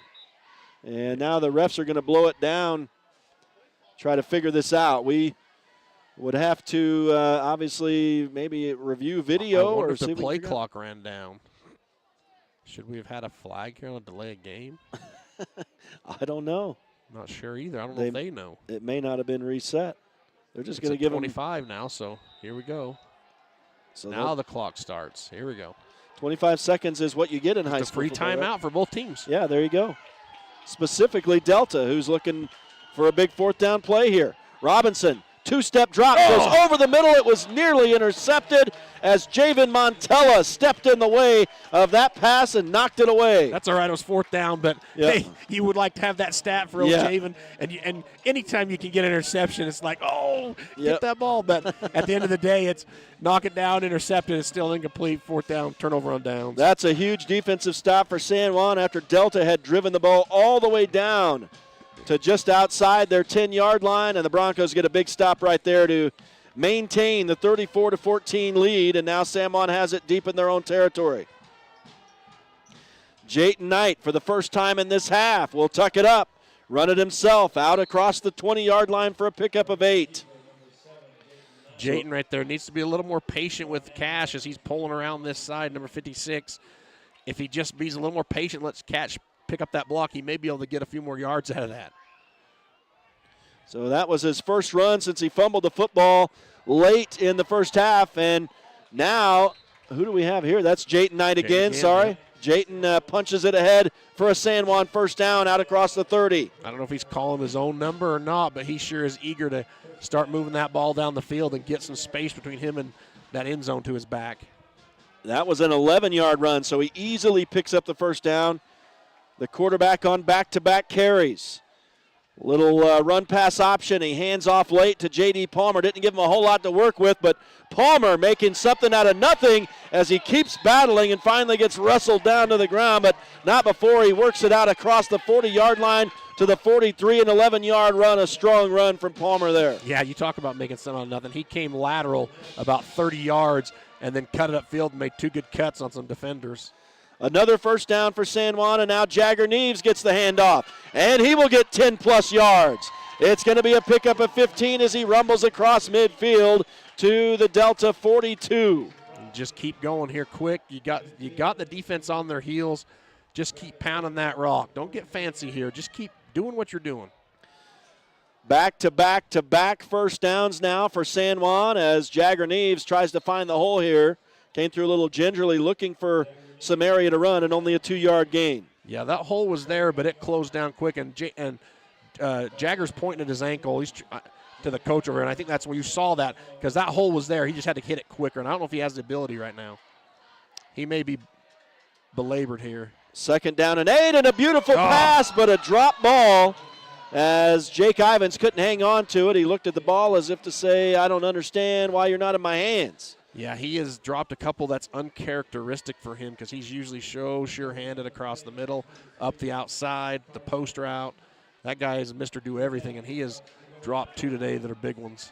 And that is just the third incompletion for Jayton Knight. Fourth incompletion for him, going way back to the start of the game when there were a couple drop passes. But Ivins redeems himself right here with a 15-yard catch, and that gives San Juan another first down inside the Delta 30. Yeah, good way to go right back to Jake and give it. And now Jake looks like he might have a little stinger, holding his left arm a little gingerly. So Jayton Knight now fakes like the snap went behind him, tucks it up and runs. There's a flag on the field, about a 7-yard run if it stands, but it's probably going to be coming back. And that's going to be basically a 3-yard run for Jayton Knight, then a 10-yard penalty on the hold. Rhett, I'm just going to tell you this. You think that I have a little bit of referee anxiety. I'm not sure if you know this or not, but I think I'm only second in comparison to our offensive line coach over there. Who sometimes you hear on the Red Rock 92 broadcast. You may be able to pick that up right now. And that's okay. A little bit of frustration being expressed. As Jayton Knight tucks it himself on a play action in the backfield. He's going to get all that yardage back and a little bit more as he goes for 10-plus yards, we'll say 12. And the Broncos find themselves with a second down and 5 now. Good little run there by Jayton. And that's what you want to see out of your senior quarterback, putting the team on his back and just doing the little things to make it successful. And now from inside the Delta 25, Jayton gets a big block from J.D. Palmer. They throw a flag over here from the near side of the field. What could this be? I'm hoping it's the horse collar they had. They grabbed J.D. by the back. He did let go, didn't bring him down. But wow, what a block by J.D. Palmer there. Yeah, that was big. He was about to get sacked, but Palmer freed him up for that run. It would be a run of 4 yards. We got another Delta player down, but they're going to call penalty on San Juan here. Holding on the Broncos, so that's going to back them back up. So back-to-back holding penalties, and the Broncos' ball is pushed back across the 30 to the 33, and it's going to result in us basically put them back where they were after that initial penalty. So all that yardage is erased again. It's going to be a second down, and looks like 1, 2, 3, 4. Second down and 15 for the Broncos. They'll need to get inside the Delta 20 to move the chains here. That player is up and walking off the field now. And I was looking for the hold, but didn't see it. Yeah, I don't see it either. And it's being called by the far sideline official, and usually that's the umpire's call. He's the one that's looking for that. He's in the trenches. He's right there 6 yards from the holding call. Well, regardless, there's nothing we can do about it. It's second down and long for San Juan, and Jayton Knight throws the ball over here to J.D. Palmer, and he'll get 7 yards on a catch. That's J.D. Palmer's first catch of the day. Is that a throw or a pitch? Well, I don't know. I guess Looked it was like a the option to me. Okay, so 7-yard pitch. Hoping to see a replay. I was watching the line to see if we got another hold call.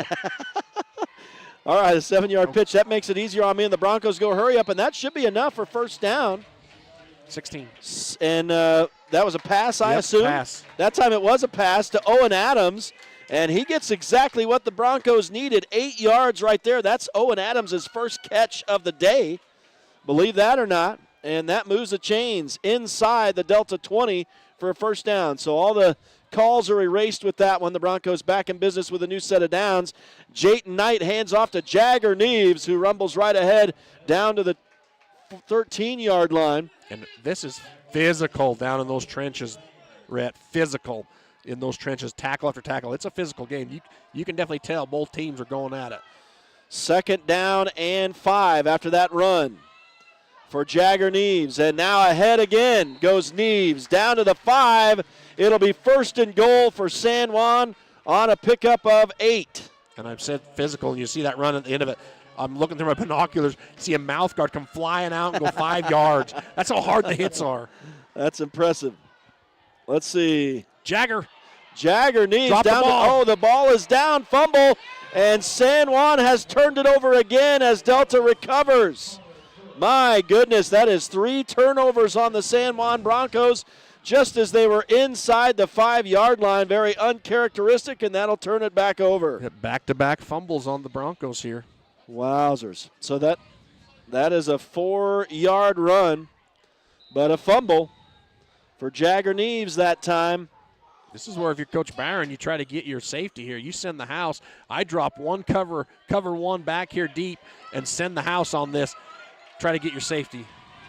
And we'll see if the Broncos can penetrate here on defense, but Delta's able to run it out and give themselves a little bit of breathing room as they hand off that time to Ty Stefanoff, and he gets 6 yards actually. Jake Ivins from his backer position actually makes that tackle, and where that in the close to the trench and the goal line, man, you want that to be made by one of your defensive linemen. They gave him 5 on the run officially, so it's out across the 5 to the 7.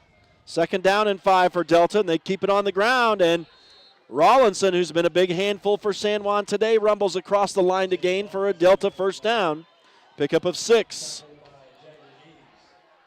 That is 20 carries for him, so I'm out of space on my stat sheet to keep the running yardage for Rawlinson. We'll have to create new numbers for him. We talked about throughout the season when San Juan gets up by so much and then they bring their starters out, and this is where that longevity of your starters is going to kind of come into play if you're San Juan, is how much gas do they have in the tank to go deep into the fourth quarter.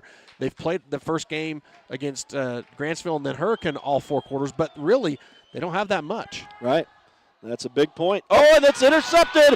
Jagger Neves gets his, well, that's technically officially his first interception of the ball game. His first was waved away but on a penalty, but he gets the pick here as Hunt Robinson makes another mistake against the San Juan secondary. And how great is it to have a kid that goes down, fumbles the ball on the 2, and then comes back and redeems himself with an interception.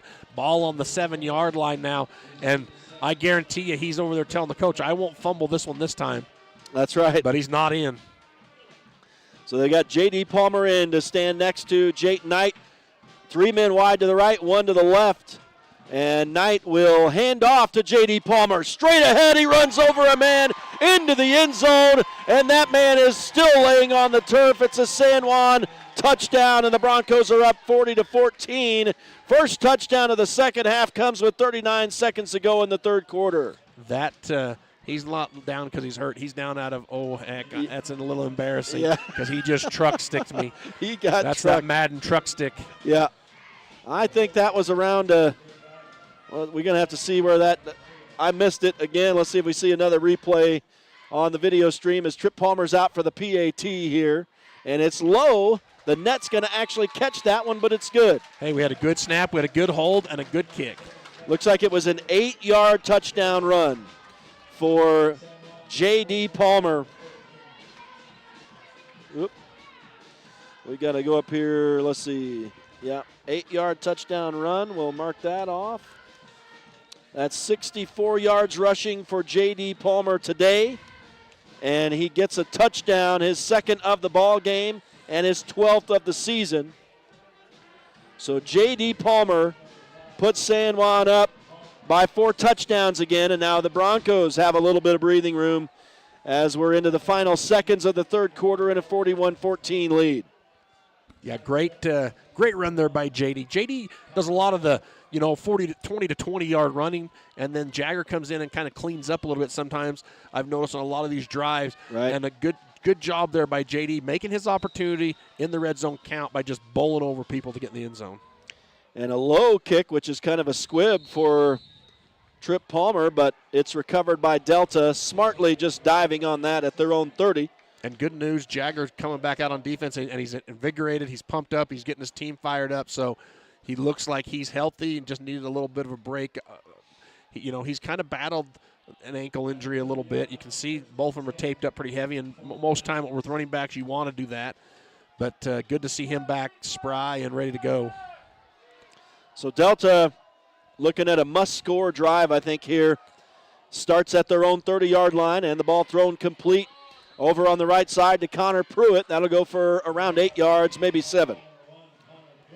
A good little pitch and catch there for Delta. Nice little play design there to get them on first down. That's what you want. First down, you want to get, 6-7 yards to make second and third manageable.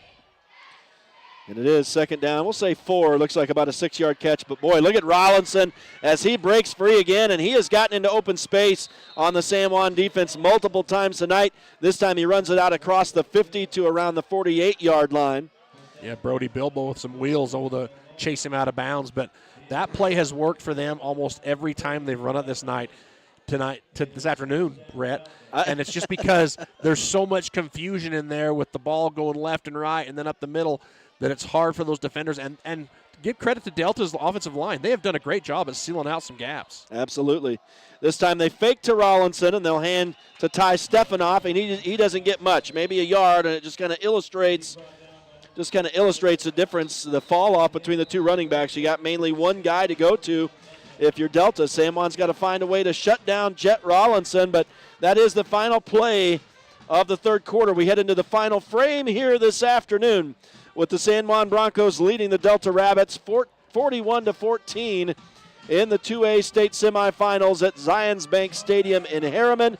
We will take a break. We'll return for the start of the fourth quarter. Stay with us. It's Friday Night Lights on Red Rock 92 and StreamUtah.Live. Lee Collision Repair and Restoration is the place for top quality auto body and glass service in the Blanding area. They're now open and operating at their location on North Grayson Parkway. Stop by or give Jackson a call today at 435-485-0069. Lee Collision Repair and Restoration is a proud sponsor of local high school sports. The San Juan Credit Union, providing exceptional financial products in southeastern Utah for over 60 years, is proud to support our local high schools. With branches in Blanding, Monticello, and Bluff, along with an ATM in Montezuma Creek, access to those products is easier than ever. The San Juan Credit Union offers checking and saving accounts, bill pay, a wide array of loans, and much more, all on a full-service website and mobile app. Plus, they're federally insured by the National Credit Union Association. The San Juan Credit Union. Your money, your future, your credit union. Back live to Zions Bank Stadium in Harriman. Start of the fourth quarter already happened. They're not giving us enough time to run commercials today. It is Friday Night Lights on Red Rock 92 and StreamUtah.Live. 2A state semifinals as Delta sets up the screen. And Ty Stefanoff is going to get some good yardage on the far side. He's trying to signal first down, even though he was tackled. Oh, they're going to give him the first down. My goodness. So on a third down conversion right there, they get 10 yards to move the chains. Nice screen pass. Nice call there. No one on the front realized that they were letting them go easy, and then just sets that screen up perfect. And that was actually the second play of the fourth quarter. Robinson threw incomplete before that, but he got back in business with that completion, and now Delta finds themselves inside the San Juan 40 with a new set of downs. Down by 4 touchdowns, though. And a nice tackle from behind, but a good little run for Rawlinson that time. Looked like, was it Jake Ivins who caught up to that man? And you can see, Art, the heavy breathing for these San Juan defensive players out there. So I think what you're talking about, this 4-quarter ball game here. Yeah, you got some hands on some hips, but you just got to battle through that and finish out this game. 5-yard run puts Rawlinson up to 186 on the afternoon. He'll get the handoff again, does he here? I think. Let me see. Yeah, he comes up from underneath the pile, and he got another 6 right there to move the chains again for Delta. Him and Jagger kind of look the same to me as they run the ball. They're both very methodical at finding that gap, picking it, making cuts left to right, and then getting north to south. And so he's doing a fantastic job here. And if you're Delta, you got to score on this possession. Robinson from under center. Boy, he runs with the running backs there. Not sure who actually has the football. He does. Fifth quarterback kept it. And he goes for 7 yards. That was interesting. Little run-pass option all the way out across the line of scrimmage there. Yeah, he carried it in the other guy's gut, actually, for at least 4 yards before he actually pulled it back. Yeah. So you probably ought to give that kid 3 or 4 yards of rushing yards. And it looks like officially with the spot it was a 6-yard run. So Robinson's actually in positive rushing yardage now in this second half. He's got 7 yards on 5 carries. My stats are exceptionally unofficial, but boy, if you're Delta right now, taking a lot of time to get up to the line of scrimmage here. Play clock is down to 5 seconds, and man, as urgent as it is for them, I'm surprised they took that much time. And now Robinson has pressure. He has to just dump it off as he's being tackled, and the incompletion will make it 3rd down and 4. Yeah, good job there by San Juan's defense to not get too aggressive on that and get a roughing the passer and just to get him down on the turf. But wow, what a good defensive call there and a good defensive pressure by the Broncos to get that hold there, because that could have opened up if you give that quarterback some time. 3rd down and 4. Ball at the San Juan 21-yard line. As Robinson fakes to the first man through and handed off into traffic as Rawlinson gets bent in half by Cash Palmer and Jagger Neves. I think it was actually Branton Bethay. Bethay in there, okay. Yeah, it was 0 and 2 that get in there on that tackle. And they fired out of those gaps. Yeah, Rawlinson had nowhere to go, loses a couple on that play. And now it's a 4th down again for Delta. We know they don't shy away from these late down plays. And that's something that San Juan hasn't had a lot of success in tonight, is it does take a little time when you fake that running back, you fake the counter, and then you give it to that third back. If you can get your ends in there, outside backers to crash in hard, they can get in there and do exactly what you saw on that play. Robinson will look to pass, and a big hit over there to separate the receiver from the football. We get a flag on the near side of the field, but what a hit over there by Jake Ivins to separate that ball. Oh, okay. There's going to be an illegal man downfield because it was incomplete. There's no penalty. No, I didn't think it was a penalty on the hit. I thought maybe it was something going over here, but no penalty as they wave the flag. Oh, it's going to be against Delta. Decline. There you go. So incomplete pass will end that drive, and that was huge. Both of us said it was a must score for Delta. That definitely goes a long way to at least putting the first nail in the coffin here if you're San Juan. now with the football back and under 9 minutes to go in the ball game, a 4-touchdown lead. And if you're Delta in that situation, boy, not only did you take a lot of time off the clock, but not scoring, that was detrimental. So San Juan with it back at their own 23, and they'll keep it on the ground. Jagger Neves on maybe a loss of a yard on the run. Yeah, it was a good job by the Delta Rabbits on that. And the Delta Rabbits have not quit in this fourth quarter. They are still popping pads down there at 41-14 down, and they still think they have a shot to win this game. Yeah, they showed up at the start. They've been here all game. It's been a fun game. The Broncos have maintained the lead, and only lately, late in the third quarter, have they been able to stretch it to a 4-touchdown lead. Jayton Knight is airing it out, showing his arm, and San Juan's receiver, Owen Adams, has to go up and steal that thing away because Connor Pruitt thought he had a sure interception. He was the only man there, and Owen Adams goes up and takes it away. Oh, he had the interception, and he was coming down with the interception, and Owen Adams said, "Nuh-uh, not today." That's a 40-yard pass, and now Jayton Knight finds Javen Montella wide open, and he goes down inside the 20, and that near interception may have demoralized the Delta defense here as back-to-back huge plays. 2 plays of the week right there, buddy, or Yeah. the year in Yeah. the same game. You don't think this means something? Yeah, absolutely. And the Broncos go and hurry up. I don't know if I'll be able to keep up with them here. They throw to the near side. Is that caught? It is. Owen Adams with another catch, but a loss of 2 on the play. My goodness, a 40-yard catch for Owen Adams, followed up by a Javen Montella catch. And, yeah, 2 plays that could arguably be in the highlight reel for the week for sure. As San Juan 2nd down and 12 now at the Delta 20 or near the Delta 20. Jake Ivins has the ball on that inside shuttle pass, and he'll go for 10 yards down just outside the Delta 10. Be 3rd down here for the Broncos with about 3 yards to go.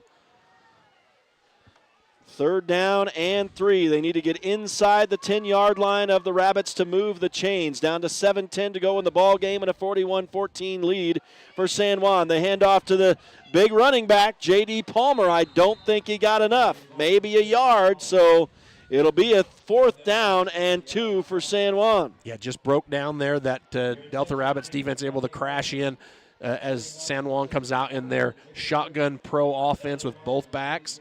And now they're going to go big with they're going to put J.D. over in the slot position here. I'm kind of surprised they didn't go into the end zone with a pass attempt right there, Art, and could even do the same here on 4th down. And now Delta has jumped off. The Broncos weren't even trying to get him to jump off.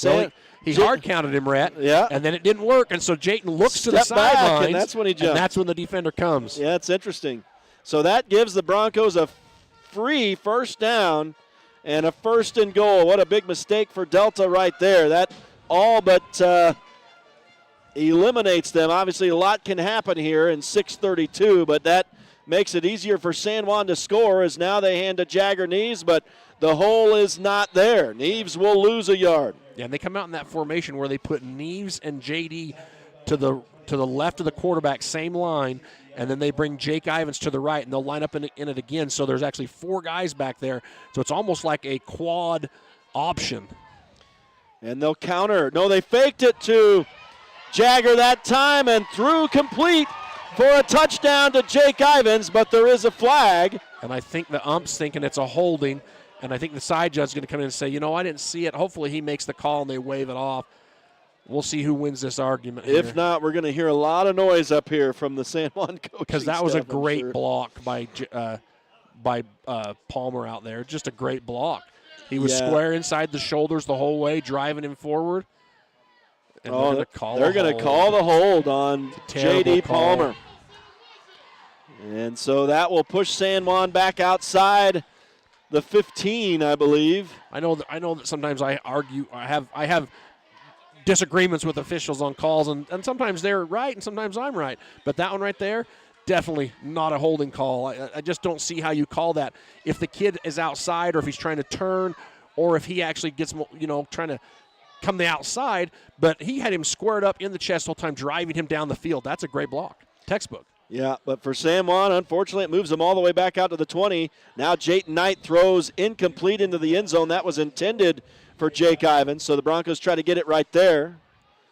I guess the holding is a loss of down, so that's why it was second down. Now third down on this incompletion. So, boy, after the penalty for Delta that gave San Juan a 1st and goal, suddenly it's 3rd and goal all the way out at the 20. If you're the Broncos, you don't have to get it all right here on one play.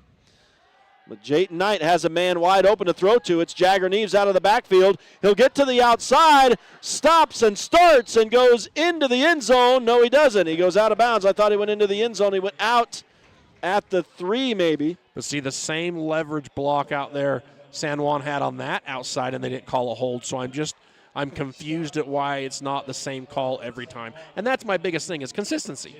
Be consistent if you're going to call holding. Oh, I know exactly what you mean. I know it's Drives frustrating. me crazy. With a 4th down now and goal for San Juan. And now they say Delta jumped offside, and that's not going to be called. So 4th down and goal as they wait to snap the ball from the, I believe, 4-yard line.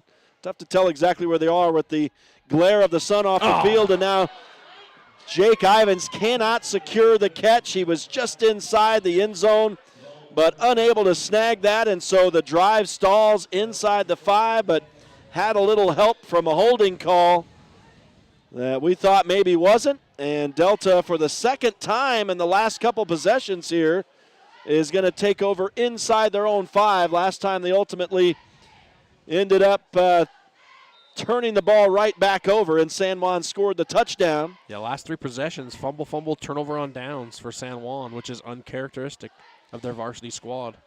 Yeah, and that was interesting. That's one right there that Jake Ivins would probably like to have back. There's 3 that he'd like to have back. Yeah, this game. would have had, very uncharacteristic from him, like you said. And now Delta with a short run or no gain up the middle on 1st down. Ty Stefanoff. They gave him 3 yards. Okay. It's going to be 2nd and 7. I'm 2nd and 8. I'm having a tough time seeing stuff over there, I guess. Stefanoff with a 3-yard run.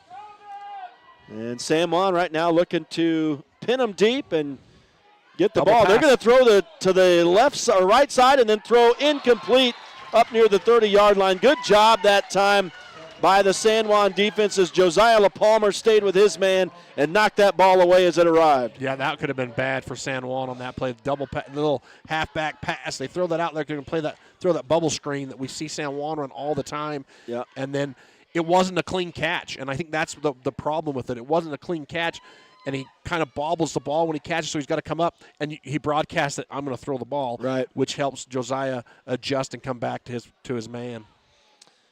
Good job. Good stop by the San Juan defense there, and now a 3rd down for Delta, very deep in their own territory, inside their own 10, after the defensive stop. And now Robinson throws incomplete, a little high for his man on the far side, intended that time for Connor Pruitt, but he doesn't connect again. So now, I don't know, it's been a while. We have seen Delta punt in this game one time, and we might be about to see the second one from way back in his own end zone. Second possession they punted. Yeah. And now, and I know you're down big, but you can't go for this. This is a definite punt. Yeah, the punter is standing. And you want to make sure if you're the punter and that official's watching that line, because if he steps out, if that snap is high, and we've seen some bad snaps, if that snap is high on him and he has to step back or jump to catch it and he comes down out of bounds or on that line, it's going to be a safety. Tell me, if the punter is out of bounds before they snap the ball and then it steps back in the field to play, can he play the ball? I don't think so. I think it's illegal touching, just like a receiver. What I if thought. the receiver runs out. Would that result in a safety in this case? We're just kind of talking for fun right here, now. Rhett, man. Because I'm looking at that line back there, and I think what I'm seeing. It's hard to see that line. I'm seeing the soccer line right there is what I'm seeing. Yeah, all those soccer lines. So I thought he was about to step out of bounds, but he's nowhere close. He's still got, I think, 3-4 yards right there after that line that I'm looking at. So. And traditionally, you want your punter 12 to 15 yards deep, and where they're sitting on the 7 here. You just don't get that. You can, because the end zone's 10 yards, I guess, but. Yeah, if you're San Juan, man, if you can get a high snap here, get a low snap, make him chase the ball. Yeah, if the ball gets away from the Delta punter in any way here, it would likely result in a safety. And they're going to come out and look like they're going to go for it. Yeah, they're going to line up with the offense. Maybe a short punt from the quarterback. No, he's going to go empty set, look to throw. Throws incomplete. I'm a bit surprised and shocked. Maybe a last-ditch effort. I mean, I'd have run maybe a better pattern there, not a comeback pattern, but yeah, you want to get they to the took sticks. a shot, but it did not pay off. Trip Palmer there with a great defensive effort for the Broncos as he's in coverage and able to get his 6'4" frame and his big old meaty claw out there to block that down. But, yeah, what a gutsy call. But if you're Delta, what do you got to lose at this point? Right. That's, at that point you take the shot. There have been other opportunities they had to take a shot. I'm kind of surprised. They obviously didn't like the idea of having their punter kicking from out of the back of the end zone there. And now San Juan goes into the end zone for a touchdown as Jagger Neves carries it in from 4 yards out. They made that look easy. So the turnover on downs ultimately doesn't hurt them. The Broncos get into the end zone anyway. And they are now up by 33. If they wanted to try the 2-point try here, they could get a running clock, but it looks like they're going to go the traditional route and kick the PAT. And I guess you can tell it's wrapped up at this point because the coaching staff has fled the area, and they're headed down to be with the team on the sideline at this point. As the Broncos are up 46-14 after the PAT, so up by 32 now and headed downhill in the final. Still 4:49 left in this game, but Delta now down by 5 TDs. So San Juan and the broadcast, the stream says. Did I not have the score? Yeah, at 41. It was 41-14, and I'm not good at math, but 7 plus. Now they got 48. Should be 40. Now they got 48 to 14. Okay, yeah, that's what it was. I was sitting 48. here going, my math's not that good. I'm better than mine. I just report the score like it shows. I'm definitely a get out the calculator kind of mathematician, but I'm pretty sure you add 7 to 41, and that's going to be 48. Are you telling me right now in this era of the cell phone that you still break out the old calculator? On the cell phone. One of those Texas Instruments scientific calculators we grew up with. Could never figure that thing out, bro. I had to go through that kickoff goes back into the end zone, and it's going to be a touchback. That man still trying to run that out of the end zone there, but they'd have had to have fielded that cleanly. Connor Pruitt unable to secure that the first time, and so that's a touchback. Rolled right through both of those return men for Delta, and it rolls into the end zone in high school football. Once it comes into the end zone or once you make contact, if you step into the end zone on the return, touchback. As you catch it, it's a touchback. They're not letting you run that out anymore. They both, looking at it again, thought that the other one was going to get it. Neither of them got it, so touchback results. Friday Night Lights this Saturday afternoon on Red Rock 92 and StreamUtah.Live, brought to you in part by Dependable Auto Repair. Brad Stoddard and his crew get the job done as Robinson for Delta hands off up the middle to who else but Rollinson. Jet Rollinson, not much that time. Actually, it wasn't Rollinson. Excuse me, it was Ty Stefanoff. That wasn't even. It was Roper Crane. So I got it. I was 0 for 2. Third time's a charm on that one, but a 5-yard gain for Delta nonetheless. And Robinson working from under center now, sends Crane in motion. And will hand off. Actually, that's Crane who got the handoff. And a couple back-to-back runs from him. We haven't seen Crane in a while, but he gets 10 yards right there and moves the chains. You got some backups in for San Juan now. You've got Wrigley Gilly out there at linebacker. You've got Taryn Bayless out there at linebacker. I think I saw Jonas Jepson out there on the field. You got Derek White. So you've got some subs now for the San Juan defense, letting some of these other second seniors and juniors get on the field. So it happened a little bit differently than it normally does today, but the Broncos have ultimately earned the large lead over their opponent. Normally it happens in the first half, and the Broncos have a running clock for the entire second half, but they had to work for it tonight and only recently have gotten a 5-touchdown lead. And George McNaughton comes off the field to an applause from the crowd as Trey Bass, the sophomore, goes in for him. You've also got Art Mustache out there now, it looks like, number 62 for the Broncos. So it's well in hand now with the 48-14 lead in this Delta offense. Now the ball is loose, and San Juan Stetson Black comes up with it. And so we've had numerous turnovers today. I will have to do my best to dissect Brad James's stat sheet. I think what's going to happen is I'll have to take a break once we get that stat sheet and pore over it and see what I can figure out. But for 3 San Juan, turnovers for Delta so far, an interception, fumble, and then for San Juan you've got 3 fumbles. Yeah, so 6 turnovers today. 6 turnovers in this game and 3 for each team. It hasn't been pretty at times, but San Juan now has the ball with good field position. I'm guessing Bo Yeomans is in there at quarterback. Nope, we've still got the starting offense in. Starting offense is in.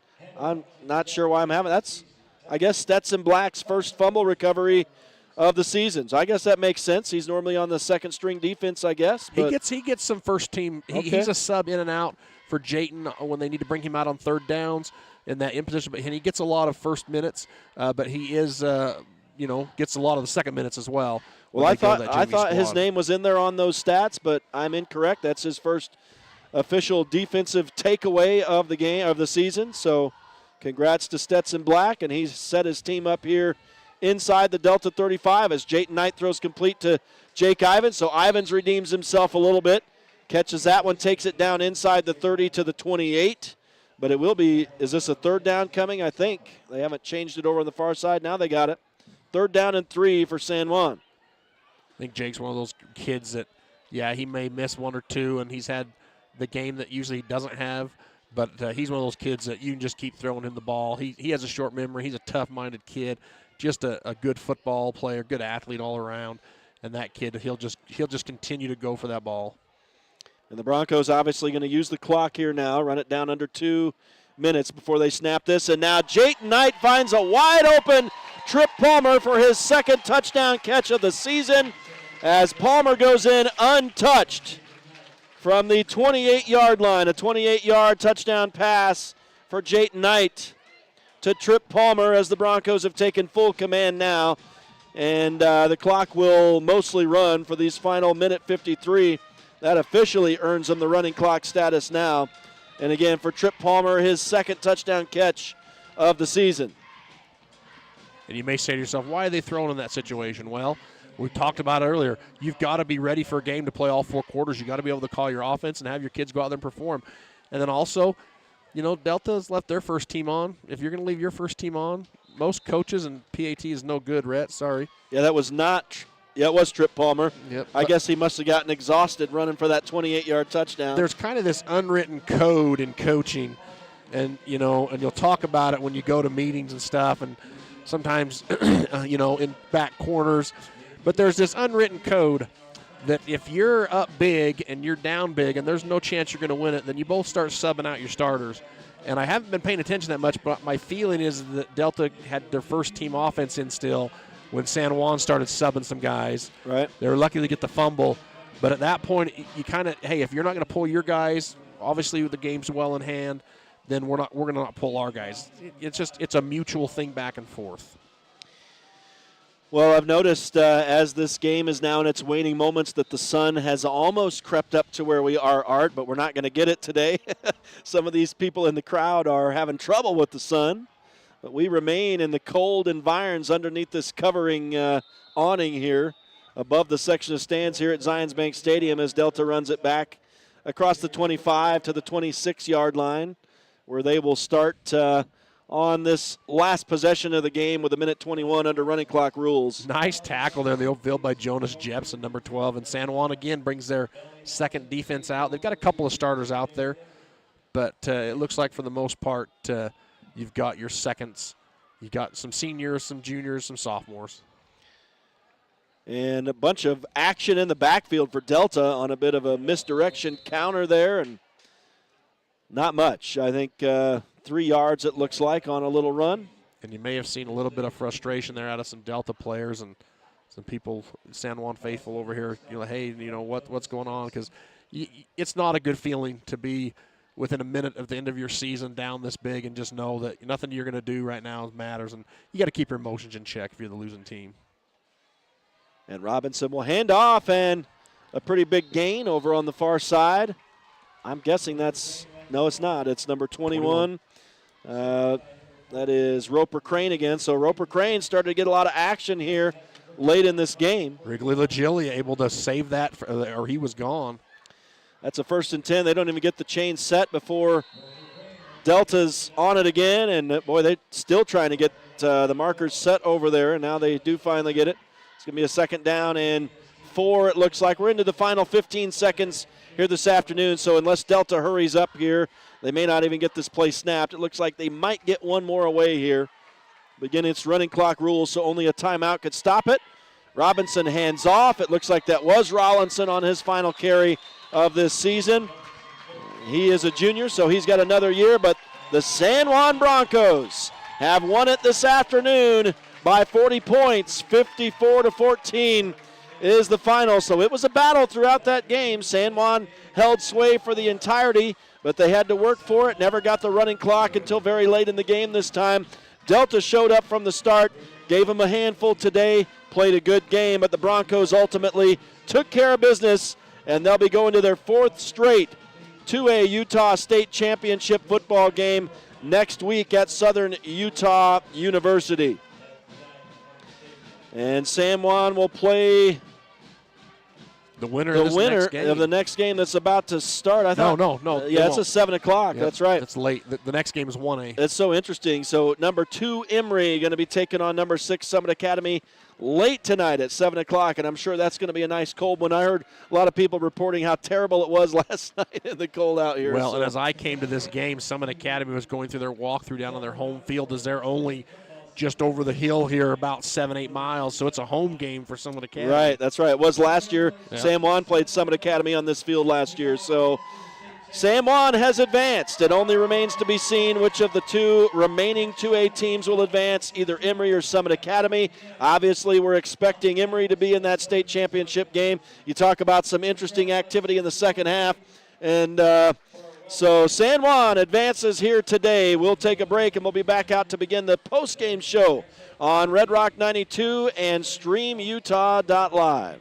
Get the resources and quality of a big school education and the support of a smaller school at Utah State Blanding. Explore over 70 degree and certificate programs to find your perfect fit and experience personalized learning with small class sizes and dedicated faculty while getting the classic college experience. A Utah State education is affordable too, thanks to competitive tuition and tons of scholarship opportunities. Visit blanding.usu.edu to learn more about becoming an Aggie in Blanding.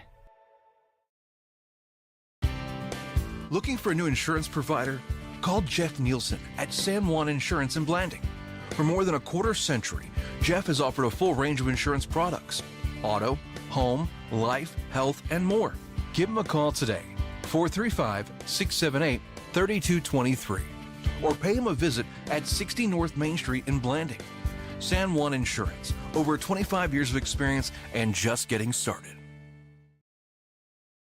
Let's talk cancer. Monticello, Utah. If you lived, worked, or attended school in Monticello, Utah from 1941 to 2002 for at least 3 years, you might have a higher cancer risk from uranium tailing exposure. Apply to get a free cancer screening today. One screening could bring peace of mind to you, your friends, and family members, help spread the word, and save a life. Screenings are available for a limited time through San Juan Public Health. Call today, 435-587-3838, or visit sanjuanpublichealth.org to apply. Blue Mountain Foods is Monticello's hometown grocer and a proud supporter of our schools and sports teams. Blue Mountain Foods offers a full-service meat department, fresh deli, bakery, curbside pickup, and more. Check bluemtnfoods.com for weekly specials and online shopping. Blue Mountain Foods is open from 7 a.m. to 9 p.m. Monday through Saturday at 64 West Center Street. Blue Mountain Foods, Monticello's hometown grocer. San Juan Building Supply has offered a full range of building supplies to San Juan County for more than 32 years. From the start of your project to the finish, San Juan Building Supply has high-quality products for all your needs, and they can deliver. Drop by 1050 South Main Street in Blanding, call 678-2000, or visit sjvs.com. San Juan Building Supply, a proud sponsor of our local teams.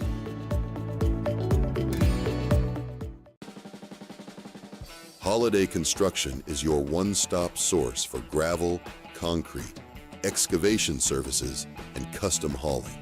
We've proudly served San Juan County with quality and dedication for over 40 years. Call Holiday Construction today at 435-678-2028. We're proud supporters of high school sports and our community. Super busy households need super fast internet, and Emory Telecom has just what you need with this special back-to-school offer. Right now, new customers get their first 4 months of Emory Telecom eFiber internet free. No term contracts, free installation, and equipment. Give us a call right now, 270-4021 in San Juan County, 259-8521 in Moab, or visit EmoryTelecom.com. Emory Telecom, Southeastern Utah's strongest, fastest internet connection. Hello, my name is Sam Arongwa. I am a professor at Utah State University here in Blanding campus. I am passionate about prevention. It is vital that we teach and help children and their families by teaching the importance of healthy brains, family time, school time, active time, and family culture. We are helping to protect against and lowering the risk of youth substance misuse and suicide. It takes a community to raise a child. Prevention is about building relationships. We can work together to strengthen one another and help keep San Juan County an amazing place to educate and raise strong families. I know that we can do this. Let's do this. Since 2009, Blue Mountain Hospital has set the standard for rural healthcare, bringing excellence in healing, quality care, and inspired staff to San Juan County. We offer the county's only accredited sleep center, compassionate labor and delivery, top-tier emergency care, and flexible dialysis options. At BMH, our comprehensive services are delivered by a passionate team. Visit bmhutah.org to learn more. We can't wait to meet you. With a changing economy and advancing technology, it's time that marketing and selling of real estate in San Juan County catches up. Four Corners Homes and Property Management is changing the game. Every Four Corners Homes listing includes 3D mapping and virtual tours, professional photos, a digital and global 21st century footprint, and marketing exposure that makes it easy for buyers to find and identify what makes your listing unique. Marketing and exposure sells real estate, and if you want the best, you need Four Corners Homes on your team. Find us at fourcornershomes.net or call 801-404-0058. Life is a series of cherished moments, filled with milestones that define our journey. Moments of love, joy, and shared experiences. Each moment contributes to our story.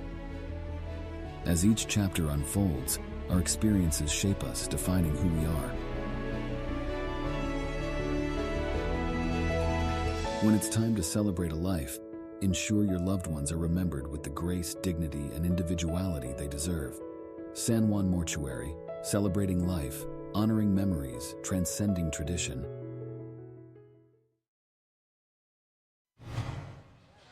Back live at Zions Bank Stadium in Harriman, Utah.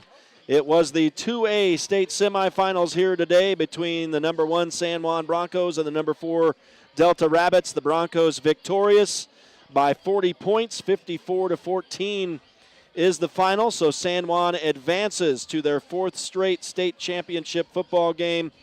Other games already happening this past weekend. Monticello winning yesterday over Water Canyon 40-18. So they advance to take on number 1 Rich in the 8-man state championship game. Their 3rd straight appearance in that game. Number 1 Rich beating number 4 Altamont handily 53-7 as we get the stats from Brad James now. So that's what we were waiting on here as we begin the postgame show here on Red Rock 92 and StreamUtah.Live. One other game is final today over in Colorado among our local teams. Mancos handing it to Plateau Valley 48-6 in the first round of the 8-man state championship over in Colorado. So Mancos advances. Other games going on today among the football teams. Montezuma Cortez in trouble right now, down 28-0 in the second quarter as far as that update goes to Berthoud. I know Dove Creek was supposed to be playing today. They've got that game listed for tomorrow, Sunday, versus Simla. So somehow that did not get entered into Max Preps correct. That game is going on sometime today. I'm not sure on the timing there. But we've got volleyball action as well. Dove Creek in the region playoff game against Primero later on today, or that was supposed to be 10 o'clock today, so I'm not sure on that one. But that's to decide who goes to their state championship. Mancus is in a 2-game playoff as well in their region tournament versus Telluride and also Sedgwick County today. So wishing all our teams well. Meanwhile, here we're doing the post-game show after San Juan's victory over Delta. And let me try to get into these stats real quick. It's comprehensive from Brad James. And so let me see what we got here. He's got some corrections. We'll do some team stats here real quick. San Juan with 24 first downs to 17, winning in that department. In the rushing game, pretty even throughout the game. San Juan does win in that department, 237 to 221. And in the passing game, San Juan handily on top in that one, 355 yards to 159. And so total offense today, 592 yards for San Juan, 380 for Delta ultimately in this ball game. We talked about the turnovers, 3 for each team. I know if both teams had that to do over again, they'd like to correct that stat for sure. Let's look at the individual stats here for both teams. And we'll start with Delta. Hunt Robinson, the quarterback, with 159 yards passing today. He was 10 of 23 with the 1 touchdown and 1 interception. In the running game, Delta with 273 net yards, 154 yards for Jet Rawlinson. So I'm thinking maybe Brad had the first half stats incorrect. He crossed out a number here and marked it off. I wondered about those 142 yards rushing for Jet Rawlinson in that first half. 154 all total. I don't know. I reported it as I got it, so that's how it was. Roper Crane into the day with 33 yards on 7 carries. By the way, 27 carries for Jet Rawlinson. So obviously he was the man today. And Art, that kid's a junior. We're probably going to end up seeing him again next year. So he was kind of fun to watch today. Yeah, really good kid, really good effort on his part, and see what they get coming back. But he's definitely a kid you're going to have to game plan for. In the receiving game, let's see, we're going to try. They're not listed by leaders here. So Caden Colsty was the top man today among receivers. He had 2 catches for 70 yards. Ty Stefanoff, 3 catches for 27 yards. Jayton Bruff, 45 yards on a couple catches. And a couple other guys. Connor Pruitt, 8 yards. Tate Topham had 9 yards today. Just the 1 TD. Nobody got any in the second half. Connor Pruitt with the 1 2-yard touchdown catch for Delta. Let's move on over to San Juan now. And Jayton Knight into the day with 355 yards passing today, Art. That's pretty impressive. He was 19 of 25 and 3 TDs. Yeah, Jayton had a great night. I think what do we have, 2 interceptions tonight, but not from him. No, not from him. That was from Delta. But, yeah, I think I think the biggest thing from him was he put the team kind of on his back, and he was big runs down in the first half and the second half, and just at key points he knew he needed to pick up yards, he knew he needed to do some stuff, and he just went and did it. It wasn't a second thought in his mind. He had a great game, and that bodes well going into next week in the state championship game. Is if your quarterback is tuned up, focused, ready to go. You know, I did see the one play where he came out and he was a little bit hunched over, but that seemed to correct itself, so hopefully no injuries or anything like that. But the kid's just a gamer. He plays hard every down, and you don't see in any level of football a quarterback that also plays at defensive end outside of my, I believe, fourth year of coaching. We had an athlete, Brayson Wilcox, who played quarterback for us and defensive end. And that's rare to have in a quarterback that's so tough that they play that physicality on the defensive side of the ball. So Jayton, he's tough-minded, tough kid on both sides of the ball. Yeah, and I don't know if you got a chance to see the interview with him last week during the broadcast when you were absent, but I wanted to talk with him about that, to just know about, is he really the leader of the team? Is he who the players always look up to as he goes? Is that the way the team goes? Is it stressful for him? And it was just interesting to hear from him and his thoughts. And he did put the team on his shoulders today, that's for sure. And I think that's the way it goes. And as your leader goes, that's the way the team goes. And what an outstanding day for him passing today for sure. I'm just going to pass this on real quick. Rhett, our editor-in-chief, Bill Boyle, just texted us and said that he was told by a source that Dove Creek was delayed because of snow at Simla and rescheduled for tomorrow on the front range. So they're going to play some high school football on a Sunday. Yep. That's outstanding. Thank you for that update, Bill. All right, we'll continue with the stats here in the postgame show. I don't think we're going to have a conversation today from coach or player. Obviously, Art, we're going to theoretically, if things go as planned, send you down on the field next week to get all the interviews we could possibly have. We haven't even talked about it, and I missed last week, and you did a player of the game, and I missed this week. We didn't even talk about player of the game. No, we didn't. I'll tell you, we haven't done a receiver at player of the game, one of those. But I got to tell you, this big-time catch down here. Yeah, Javen Montella. Absolutely. It's only one catch, but it was 6 points, and it was a fantastic catch. Or I think you might give dual players the games because then you got the other end. Owen Adams taking the ball away. We've had I think you go Montella Adams as player of the game. Montella Adams. That's a new name. So, hey, I don't put it past anybody to name their kid Montella Adams. So, we'll start with him. Javen Montella appears on the stat sheet. He's got actually -3 rushing yards. I don't know if this may be as unofficial as my stuff. I don't know. And I know Branton Bethea is 0 here. He's got him listed as team. But Javen Montella ended the day, according to Brad James, with 114 reception yards on 4 catches and the one astronomical TD, of course. So if that ends up being official, that's impressive, and he leads receivers. So a great day to call him player of the game. Owen Adams was right there as well. He ended up with 45 yards on 2 catches, but the big one was where he stole that interception away that you talked about. So a couple of players of the game today. Jake Ivins ended the day with 78 yards on 6 catches. Jagger Neves had 32 yards receiving out of the backfield on 2 catches. Branton Bethea, 31 yards on 2 catches. J.D. Palmer had a 28-yard touchdown catch. Tripp Palmer had the 27-yard touchdown catch on their lone catches of the day. In the running game, Jagger Neves led the way with 87 yards on 12 carries. He had 2 touchdowns today. So did J.D. Palmer. So 2 touchdowns from both of those 2 top runners for San Juan. 64 yards for Palmer on 17 carries. Jayton Knight had 64 yards on 11 carries today and 1 touchdown as well. So that really takes care of all the individual stats offensively. Let me see what there is to mention defensively, and we'll just keep it with the San Juan Broncos here. And let's see. I got to flip some pages here to find this. All right, we've got some tackles here for you. Branton Bethea ended up leading the day for San Juan with 13 tackles. Jagger Neves and J.D. Palmer both had 7. So those 2 running backs working together on the defense as well. Jake Ivins ended with 6 tackles today. Tripp Palmer with 5. Cash Palmer had 4, as did George McNaughton.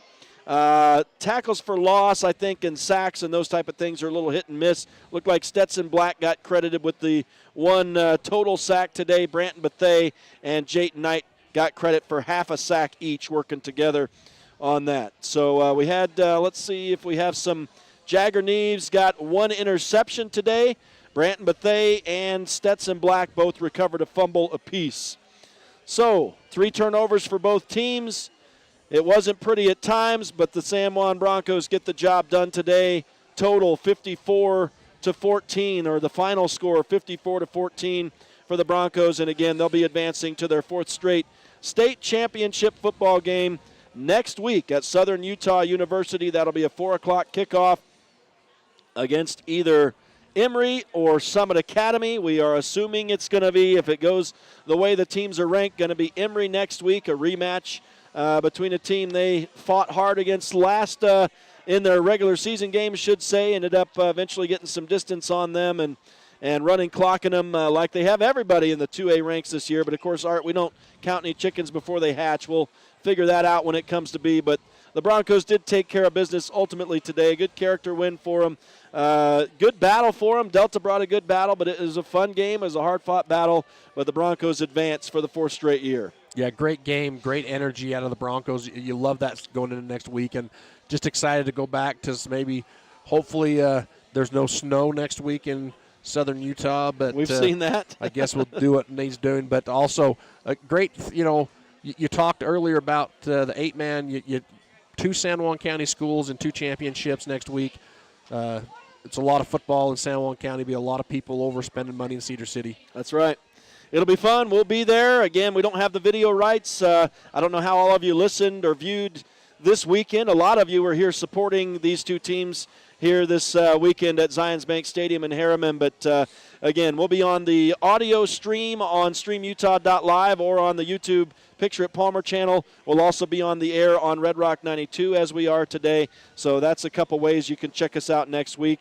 Again, it's a 4 o'clock kickoff for San Juan on the 2A state championship game. I believe it's going to be a 10 o'clock a.m. kickoff for Monticello in the 8-man championship against Rich. They're on Friday. That is correct. No, they're Saturday. It's Saturday. That's right. Yep. So Saturday 10 a.m. Monticello takes on Rich. And Saturday, 4 p.m., San Juan will take on a team to be determined here later on tonight at Zions Bank Stadium. We do hope you'll join us then. That'll do it for us here today. We look forward to next week when we get to broadcast our 4th straight state championship game on the 2A side. I want to say thanks to all the sponsors for making the broadcast possible today, all the listeners and the, not viewers, I guess, this time, all the listeners. You're the reason why we do this broadcast. I want to say thanks to Caleb Carr for making the trip and sitting out in the cold with us here, making it happen on the StreamUtah.Live side, giving us the excellent, clear audio to send back to the studio today. Thank you very much, Caleb.